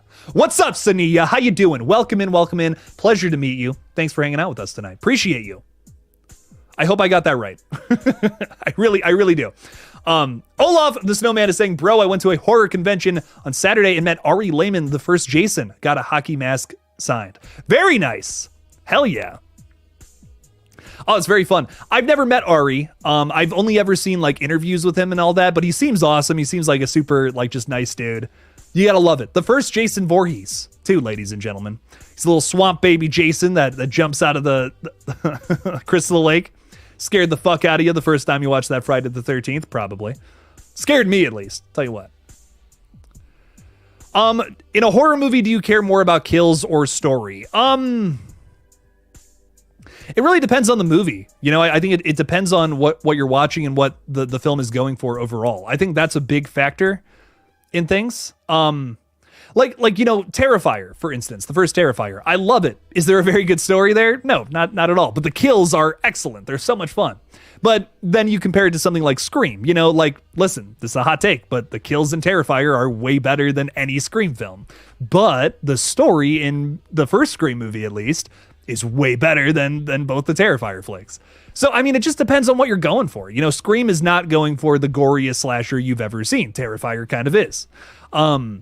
It's just, you know, different objectives with filmmaking. That's why I think you can't really like, I stopped making my lists at the end of the year based on like what was the best film that came out this year. I stopped thinking about movies that way. I started thinking about it more like what film like did what they set out to do the best. Like what was that movie? Like In a Violent Nature is my favorite horror film of the year, but I'm not giving it a 10 out of 10. You know, it's not perfect. It's got an issue. It's got a little tiny issue that I wasn't crazy about, but that's okay. I was more so just like enamored with the fact that it did something for me that not a whole lot of horror flicks have. It gave me a new Friday the 13th movie, essentially. I loved that about it, and that's why it's my favorite. Not everything's about, like, is this the best movie of the year? It's just my personal favorite movie of the year, and that's okay. I think there are better executed flicks from this year, and I don't know, I guess if there's any point to this ramble, it's that, you know, every horror movie is just going for something different. I'm here for kills. I'm here for a good story, whatever you want to throw at me, but you got to have one or the other or both. So I think my favorite horror movies are the ones that manage to have both, but I'm here for it all. That's why The Fly is like my all-time favorite. The Fly rocks. It has gruesome kills and it's got an S-tier story to it. Like excellent, emotional to its core, upsetting, makes you want to fucking cry, but it's also gross as hell, and I love it to death. It's my weird little movie that I love to watch the most. So good. I hope Terrifier 3 has less story and more time with art, especially since it's Christmas themed. Maybe a hot take, but I don't need character development and final girls and slashers. What? Oh, I need a little bit of that. Not a whole lot, but you know, something. I need something to gravitate towards. But I get it. I with Terrifier, I get it, right? Because the kills are always front and center, the thing that we come here for. So I do understand that. But I hope that Sienna goes through a very interesting arc in this new movie that sets her up for a final film, which I feel like I'm stepping into some. I feel like I kind of know what's going to go on with all that, but we'll see. We'll see what's up with it. I'm very excited to see where Terrifier 3 goes. I do hope the kills are brutal, as Damien Leone has recently teased to us. They are. So some of his confidants have seen the kills and were very impressed. So I'm excited to see what's up. Life of Fonz is saying, on my way to see I Saw the TV Glow. Very excited. Enjoy. That is a banger right there. Whew. You want to talk about a movie that set out to do something and did it very well? God damn. That movie made me weep. That is a very emotional horror flick. I loved it so much. If you have not seen I Saw the TV Glow, I recommend it.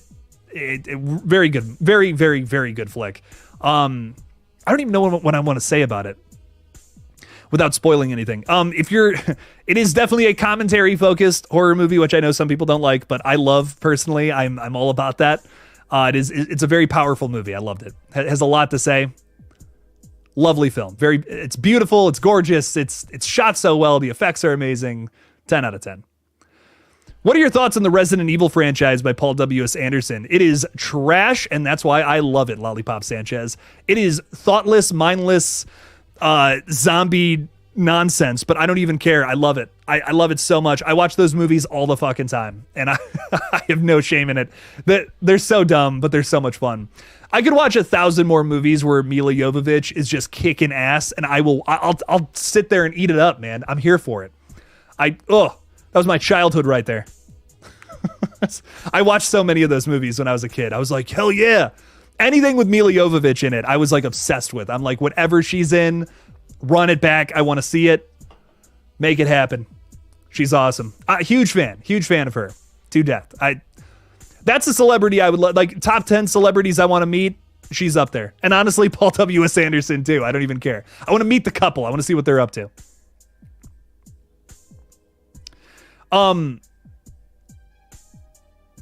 What's up? Super down to earth, cool as fuck, and loves turtles. Check his band out. Name is First Jason. He does a song with Ice Nine Kills. What? Am I missing something here? Were we talking about something else? I might have missed something. Hunter240X, what's up, dog? How's it going? Ghostface's target is Sydney's daughter due to a decision that Sydney made in the past. Next generation.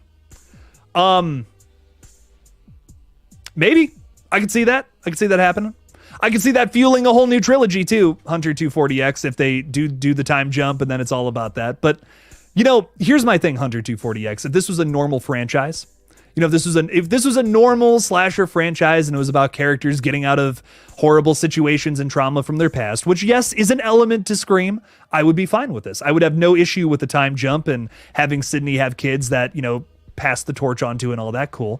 But the problem is you can't do a time jump in Scream, because then how the hell are you going to do modern commentary? Like, if it's 2030 in this movie, or in the 2030s, what, are we going to do commentary for shit that hasn't happened yet? That doesn't make any sense. I don't know. Like, this works. Everything you're saying right now totally works. And if this was Halloween, fuck yeah, rock and roll. Make it happen. It worked in Halloween 2018 and it was awesome. I loved that movie. But with Scream, that just doesn't work for me. Scream is too complicated of a franchise to do a sequel that's just that easy. You got to do something that's set right now in today's world. Usually you got to do that with fresh modern characters, which Scream 5, I think, did a really good job with. Scream 6, even better.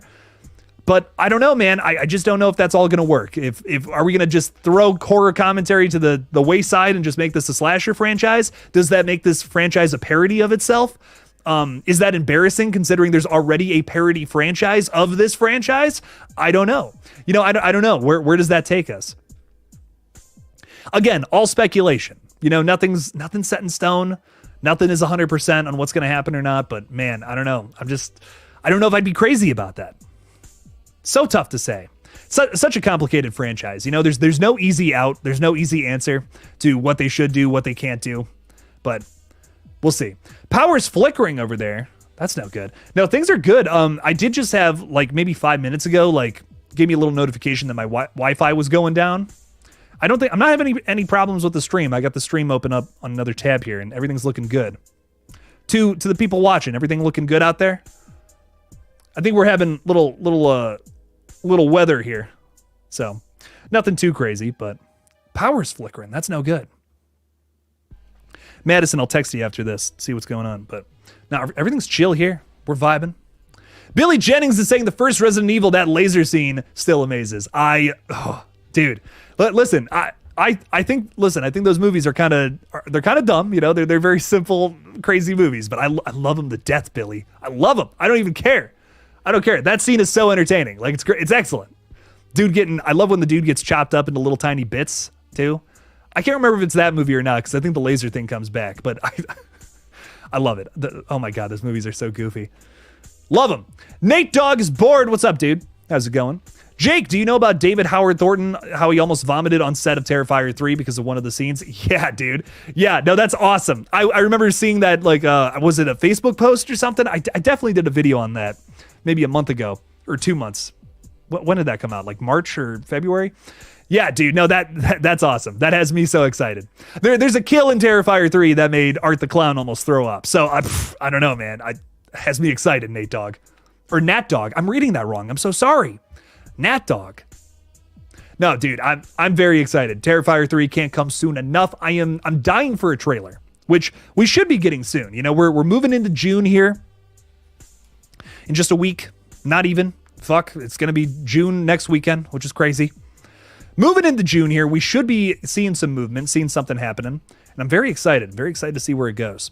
But overall, Terrifier 3, I know it's gonna be very good. And if there's anything else that, like an update even, I would go so far as to say it's an update for Terrifier 3.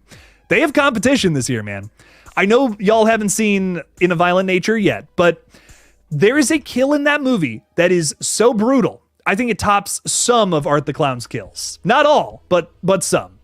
And I don't know, like, I don't know. Damien Leone, I'd be shaking in my boots if I was Damien. That's all I'm saying, because that's a pretty fucking good kill, dude. It's pretty good.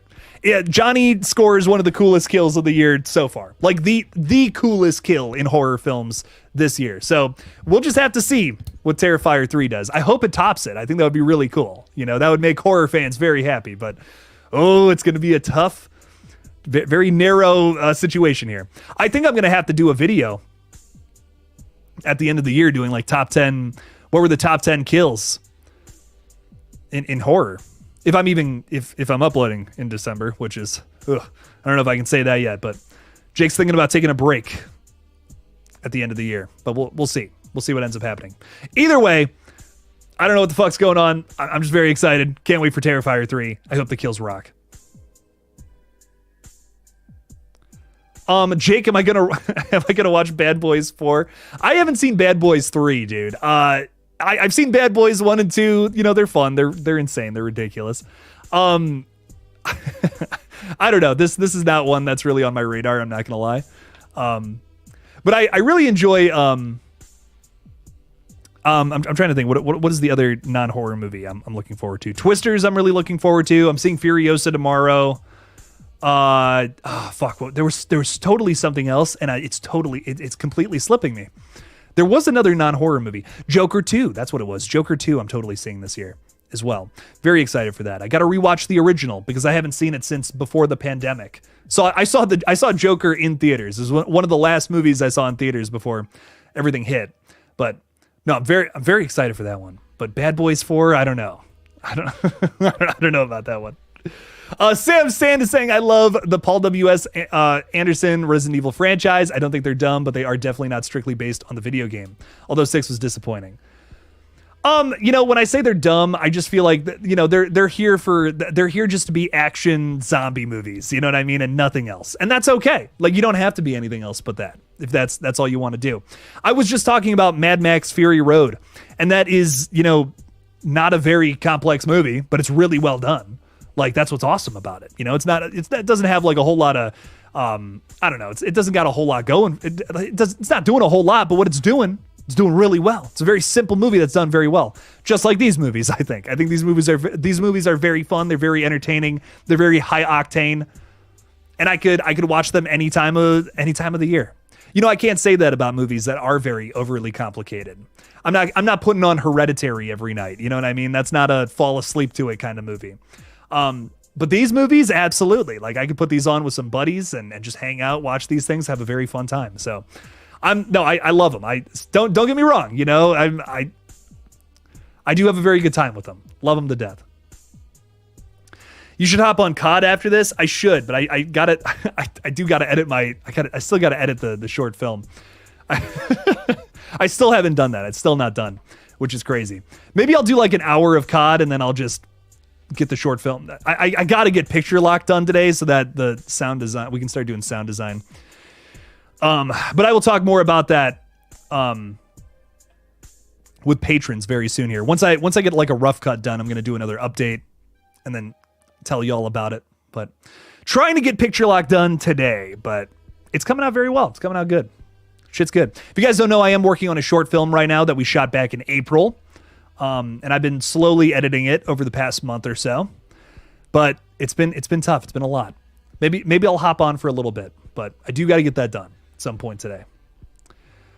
Do I buy physical media releases from Arrow Video or Shout Factory? Yes, I just got Arrow's release of the Hellraiser quadrilogy or tetralogy. Sorry, that's the right word.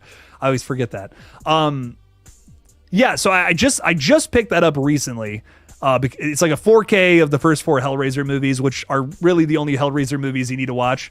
And the new one's good too. The David Bruckner one's good too. But the Doug Bradley ones is really just the original trilogy, and Bloodlines too. Sure, it's weird. It's crazy weird, but yeah, no, I do pick up stuff from them. What do I have from Shout Factory? I'm really trying to think what I have from Shout Factory. Fuck. Off the top of my head, I can't remember. It's all on that shelf back there, though. I have definitely bought stuff from Shout Factory, though. Their website rocks. They just had a sale for... Oh, I just picked up their Escape from New York because they had like a sale on 4Ks. So I got it for like $15 or something like that. It was awesome. It's like I had a bunch of points on my credit card. I'm just like, rock and roll, baby. Let's do this shit. Trayvon King is asking where the Boys Season 4 updates are. I did one recently. Did one like a week ago, I want to say. What video was that? Hang on, I'm looking through my shit. Was that? Oh, that was almost 2 weeks ago. Yeah, I did a video like 2 weeks ago where I was talking about release dates, and they had an announcement for The Boys Season 5. I think that's what I was talking about. But The Boys Season 5, they got a renewal for that like 2 weeks ago. So. Oh, Lollipop Sanchez is saying, I'm sorry, but Resident Evil Welcome to Raccoon City kind of sucked. You know, I love it because I'm a huge Resident Evil fan. And, you know, the Paul W.S. Anderson flicks are not the video game at all. Like, they are Resident Evil by title and nothing else. They have some of the characters from the video games, but that's about it. Resident Evil Raccoon City is the only movie so far that has tried to actually adapt the video games to the big screen, and I think it was mostly successful. Mostly. As a huge, like, dude, I grew up playing Resident Evil 2, and that's basically what the plot of Raccoon City is. I loved it. Like, I loved it to death. It like, the CGI and the effects looked terrible. I mean, like, awful. Like, clearly low budget, dear God. But I don't know. I loved the performances. I think the middle of that movie is fucking terrifying when they're at the Spencer Mansion. That scared the shit out of me when you got Chris like with the flashlight with all the zombies chasing after him in the mansion. That was awesome. I don't know. I think there was a lot to love about that one. It wasn't perfect by any means. The ending is like so insane, but I loved it. I don't know. I really enjoyed it. It's personally, that's my favorite Resident Evil film to date. It's not like nowhere near a 10 out of 10, but I really enjoy it. That's my favorite one. Erica says, I'm on Joker 2. I'm so used to Margot being Harley Quinn, and I don't know how I feel about Gaga being Harley. I think she will kill it playing the role because, well, it's Gaga. She was good in AHS, but I'm biased. You know how I like to look at it, because I get that, Erica, trust me. Margot Robbie, I mean, she's like the best Harley Quinn that I've seen, personally. I think she rocks. What I will say about that, though, is I almost look at it as like Batmans, right? We have a bunch of different people playing the different Batmans, and they all give their own take. You know, Affleck Batman is completely different than like Christian Bale Batman or Michael Keaton, you know, or Robert Pattinson. Like, they all kind of give their own version of it, even though there are many dark Batmans. It's all kind of it's different takes on the same character, and that's what I'm expecting from Gaga. That's actually something it's something I'm looking forward to just because I think it will be a different take on the same character. It could be something fun. But I will say Joker 2 sounds fucking bizarre, like almost too weird, right? I mean, they're describing it as a it's a musical between like lovers and all that, and I'm just like, this is gonna be the sequel to like your edgy taxi driver style Joker movie. Like, I don't know, dog. That's crazy. But I'm here to check it out. I'm here to see what they end up doing. I almost feel like Todd Phillips like kind of like has seen a lot of the criticisms of that first movie, and is because like, you know, what's the biggest thing? Well, what's the biggest thing that movie gets criticism for is it's that it's too close to Taxi Driver. It's like, it's a very similar story. So people are like, oh, you know, give us something different. I think that's what they're trying to do with Joker 2. They're listening to the fans. They're trying to like just give us this crazy, completely different sequel that I hope doesn't lose the dark edge of the first one, because I do really like it. And even though, yes, the story is pretty similar to Taxi Driver, I still love it. It's great. I don't know. It's a fun movie. Erica's throwing $5 out there too, saying, just because I love it here. Thank you so much, Erica, for that support. I greatly appreciate your super chat. Thank you. I think I'm going to start doing, you know, I used to do this thing when I had KillJoy Jake 2, which just didn't really work out, doing a second channel. I think I'm going to start doing a thing like where when everyone throws a super chat on there, I'm going to make like a short or something with like my response, like put that out there. I want to start doing that. I really appreciate you guys supporting the page and want to shed a little light on the awesome people that support this page. So I'm going to try to make that happen at some point. Maybe start up like after a live stream or something. Next day, you get like everyone gets like a short from everyone that all the really good like little segments from super chats and stuff. I don't know. I'm trying to figure something out with that. So Blair Hathaway is hanging out with us tonight. What's up, Blair? How's it going? Hey, Jake, do you have a favorite Freddie Prinze Jr. movie? What's my favorite movie with Freddie Prinze in it? I mean, probably like the Scooby-Doo live actions, which is a hot take. Like I love him as Fred. He's great.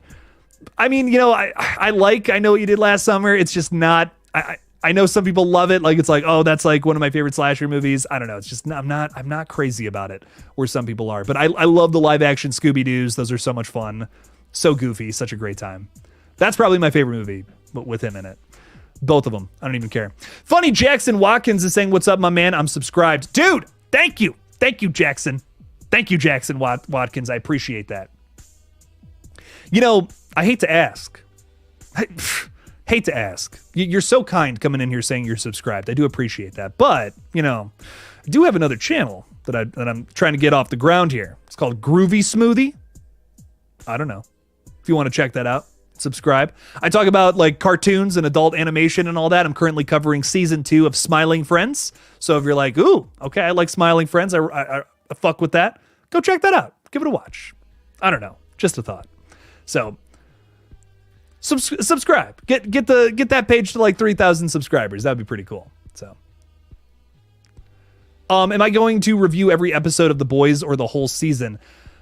Maybe. So I don't have Amazon Prime, but I watch it with a buddy because I'm broke. So so maybe if I can, I will. It's really tough to cover TV because it's like usually it's on some kind of streaming service. I don't have cable. I just have streaming. That's all I watch, and movies, and like the movies on my shelf and like 2 streaming services that I currently have. So I do want to cover this though, if I can, and if I can, I absolutely will. So we'll have to see. We'll have to see what's up. I will try to cover it though, because I'm very excited to see what they end up doing with it. So, oh, this, I was not expecting this. What? Jason Carpenter, our resident Halloween Ends fan, saying, Jake, I love Abigail more than Halloween Ends. What? Color me shocked, Jason. No way. Oh, see, I was not expecting that. Wow. So Jason, for those who don't know, for those who are new here, Jason and I have had a very friendly debate on Halloween Ends. He loves it. He loves Halloween Ends. I'm not so crazy about it. That's all good.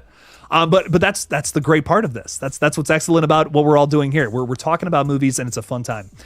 Abigail is better than Halloween Ends. I was not expecting that from you, Jason. This is a surprise. So interesting. Hell yeah, dude. I'm so glad you like. I'm very glad you like Abigail, man. It rocks. It's one of my favorite horror movies of the year. And I'm glad you like it so much because it is a very exceptional horror flick from this year, in my opinion. It's a horror comedy, that I think balances both things really well. It's got an excellent cast. It's very funny. It's very bloody and gory and so much fun. And if you have not seen it yet, it's on VOD. Give this one a watch. It's excellent. And it didn't make a whole lot of money, but maybe it can, make up for that a little bit in rental sales now. And then, physical releases. Probably not there, but maybe in, streaming, VOD, all that shit. So give it a watch. Abigail rocks. Abigail is a lot of fun. So Jason, I'm so happy to hear that. That makes me very happy.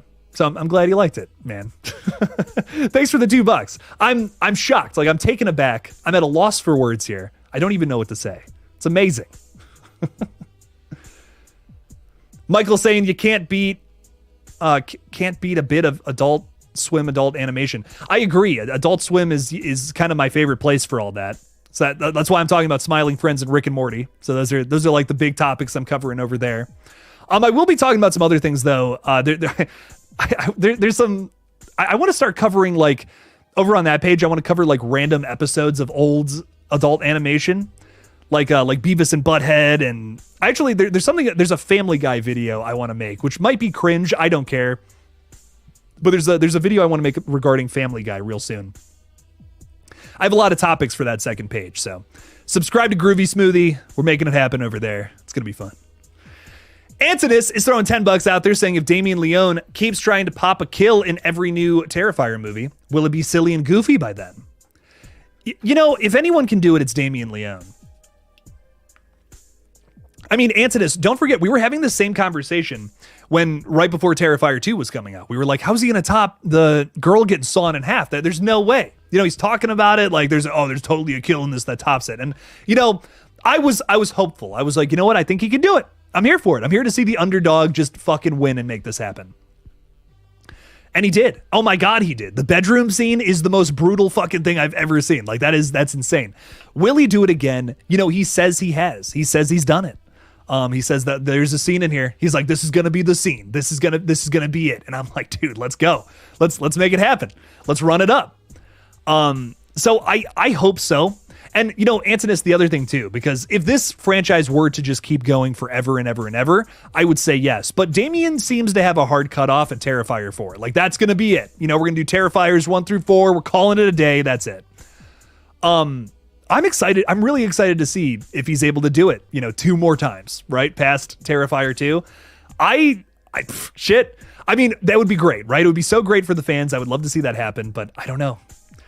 I hope he does though. I hope he does because Antonis, if he did just keep it going, if 5 and 6 and 7 and 8 come out for Terrifier or whatever, we do Terrifier requels by the time we get to the 2030s.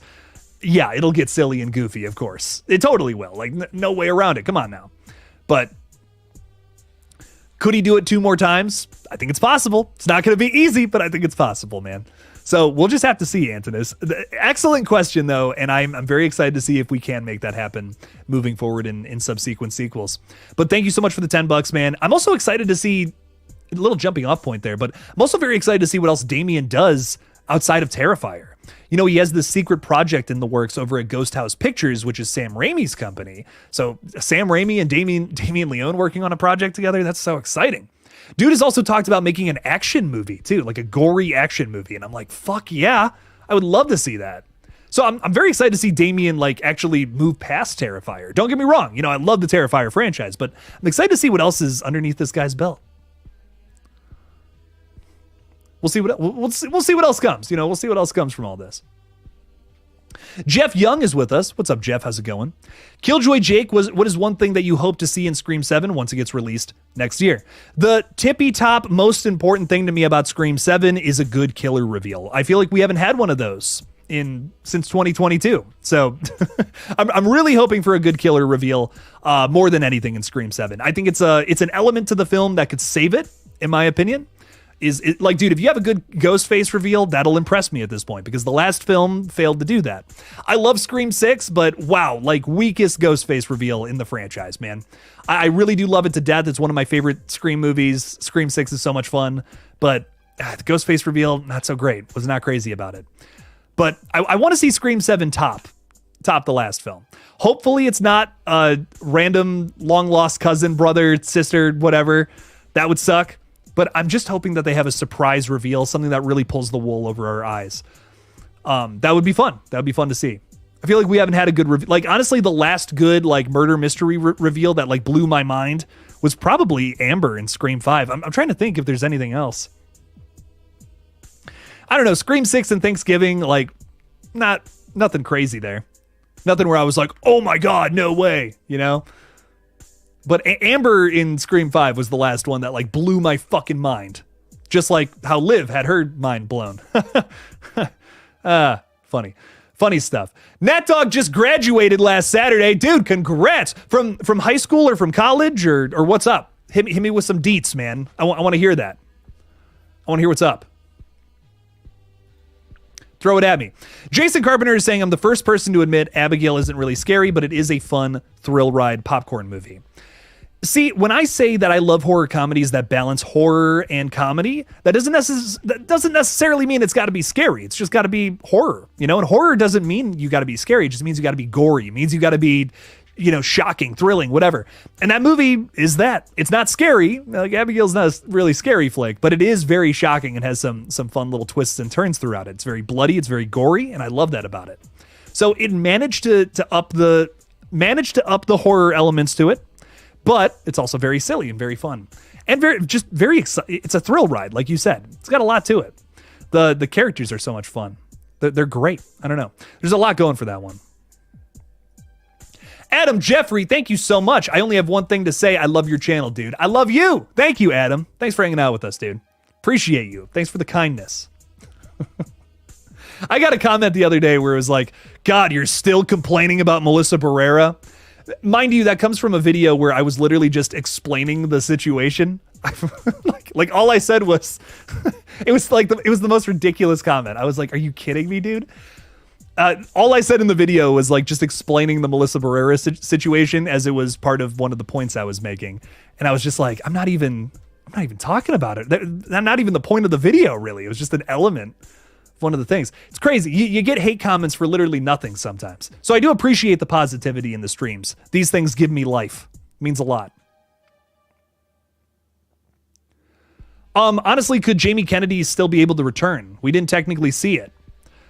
Well, he got covered in cherry sauce. So maybe we can just write it up as he got covered in he got covered in fake blood. That was it. He faked his death. That's it. Billy Jennings is saying, aside from some of the movies, Jake, what's your fave games right now? I'm really not much of a gamer. I'm going to be honest. I play it every now and then. But when I do play, it revolves around a couple of things. Like Call of Duty is what I play with like my buddies and all that. I'm in like a Discord server with with a bunch of people who also play Call of Duty. So I'm really into that, which is wild. But that's fun. I'm only like, here's the thing. I only play COD because it's like the only video game I'm actually kind of good at. Like I played it so much as a kid. I was that middle schooler who drank Mountain Dew and played a ton of Call of Duty. It's like the only game I'm actually kind of decent at. Like I don't know, that I can pick up anytime and just be like, let's go. Let's run this back. So I love playing that. I cringe to admit, but I do play Fortnite as well. Like I said, I'm not deep into video games like how I am with movies. Like with movies, I watch all the weird shit and like the hard to find shit, all that. With video games, I'm very surface level. Like whatever's popular, I'll play it, whatever. But I'm not so much into like the weirder indie stuff. Sometimes, you know, every now and then, but not like how I am with movies. I do want to play that game that I can't remember who it was. Someone just recommended it to me. I have it pulled up on Steam on another tab. Indigo Park. I do want to try this out though, because I love Five Nights at Freddy's. I think that's a really fun game. But Dead by Daylight I play sometimes too. The Resident Evil games. But yeah. How dare you have your own opinions on movies, almost as if it's your job? I know, right? It's crazy. It's like how dare I? How dare I say something that people would disagree with? God. Haters gonna hate. Oh, I don't care. It makes me laugh. I always think it's funny when I get a comment like a hate comment that's so like contrived, so like you're looking for something to hate, like the smallest little detail. I don't even reply to some of those comments, but that one just was like, are you kidding me? Like that wasn't even part of the video and you're getting mad about it. It's crazy shit. Just so funny to me. Lollipop Sanchez just subscribed to Groovy Smoothie. Appreciate you. It was formerly Killjoy Jake 2, which is why you'll see some horror stuff over there. I don't know. That just wasn't, I couldn't keep up with that. It was crazy. But I am going to start talking about more stuff on there. I feel like that has more of a draw anyways. If I'm not talking about the same shit as I am over here, like why subscribe to 2 channels when I could just subscribe to 1? I think that was kind of the consensus there. But yeah, I'm talking about like adult animated shows and stuff. If that's something you're interested in, go check it out. I just did a video on the new episode of Smiling Friends that came out last night. So if that's something that intrigues you, go subscribe. Sorry about all the shameless plugs. Appreciate your guys' patience. Will I buy GTA 6 when it comes out next year? I played a little bit of GTA 5. I was never like super into it. My brother though. My brother loves GTA 5, so he will probably buy GTA 6, I imagine. And I'm sure I'll play it with him a little bit, so we'll have to see. We love you, Jake. Thank you, and all your hard work and dedication. Sam, thank you so much. That means more to me right now than ever. You don't even know. You don't even know. I'm currently at the end of not at the end of. I'm in the middle of a 14-hour day, probably about to be an 18-hour work day, and I'm doing it all again tomorrow. So I really do appreciate that, Sam. Thank you. You don't even know. You don't even know. Ty Lee is saying, if you like Drag Me to Hell, watch Destroy All Neighbors. Oh, wait, I think is this no, that's not the Alien movie. I'm thinking of something else. Destroy All Neighbors, though. What is this? There's an Alien movie called Kids. It's like Kids versus Aliens, and it's an offshoot of the VHS franchise. I've been meaning to watch that. But Destroy All Neighbors, I don't think I know what this is. Is that Leprechaun in this movie? What the heck what is this? How have I not heard of this? This is crazy. Splatter horror comedy film written by Mike Benner. Okay. Alex Winter is in it. Kumail Nanjiani is in it. Sweet. John Daly. All right. We got a good cast looking here. I like it. Nice. Okay, I'll have to check that out. Destroy All Neighbors. Rock and roll, dude. Ladies and gentlemen, I just realized I've been going for 2 hours. I was only going to go for like 90 minutes tonight. I just needed this to vent. You don't even know. This has been nice. It has been a crazy couple of weeks for old Jake. And it's been nice. It's been nice just talking horror on here, having a little fun escape. Thanks for hanging out with me and going insane with me. I appreciate it. Like I said, I will have a new video on Scream tomorrow talking about that time jump, talking a little bit about just all these rumors that have been coming out over the past couple of days, even more stuff that I've yet to cover. So check that video out tomorrow morning. I will have probably a video out. I'm not sure. I don't know what I'm talking about on Groovy Smoothie tomorrow, but something. I'm going to try, like my goal content schedule is I'm going to try to upload every single day of the week, Monday through Friday on both pages. So that's nuts. But check out all the videos. I'll have 2 videos up tomorrow, one on both channels, and then I'll be live again on Wednesday with some guests where we're talking about Scream 7. We're having a focused panel on Scream 7 this Wednesday. It's going to be very fun. We're talking with Sarah Campbell and Ryan C. Showers from the Scream podcast that he runs. We're talking a little bit about Scream 7. Me and him have differing opinions on Scream 7 too, which I think it's going to make for a very interesting chat. He's very excited for the film. Me, I'm a little on the fence right now. I'm not losing my mind over Scream 7. I'm not also like not excited for it at all. I'm kind of right in the middle at the moment. I don't know enough about it to be super excited, but I'm excited to talk with him, and maybe some of that excitement will rub off on me. We'll have to see. But join us Wednesday for that. And like I said, tomorrow we'll have a little Scream video to talk about, so it's going to be fun. Thank you all so much for hanging out with me tonight. Thanks to everyone who gave a super chat, became a member, all that fun stuff tonight. Really does mean a lot right now.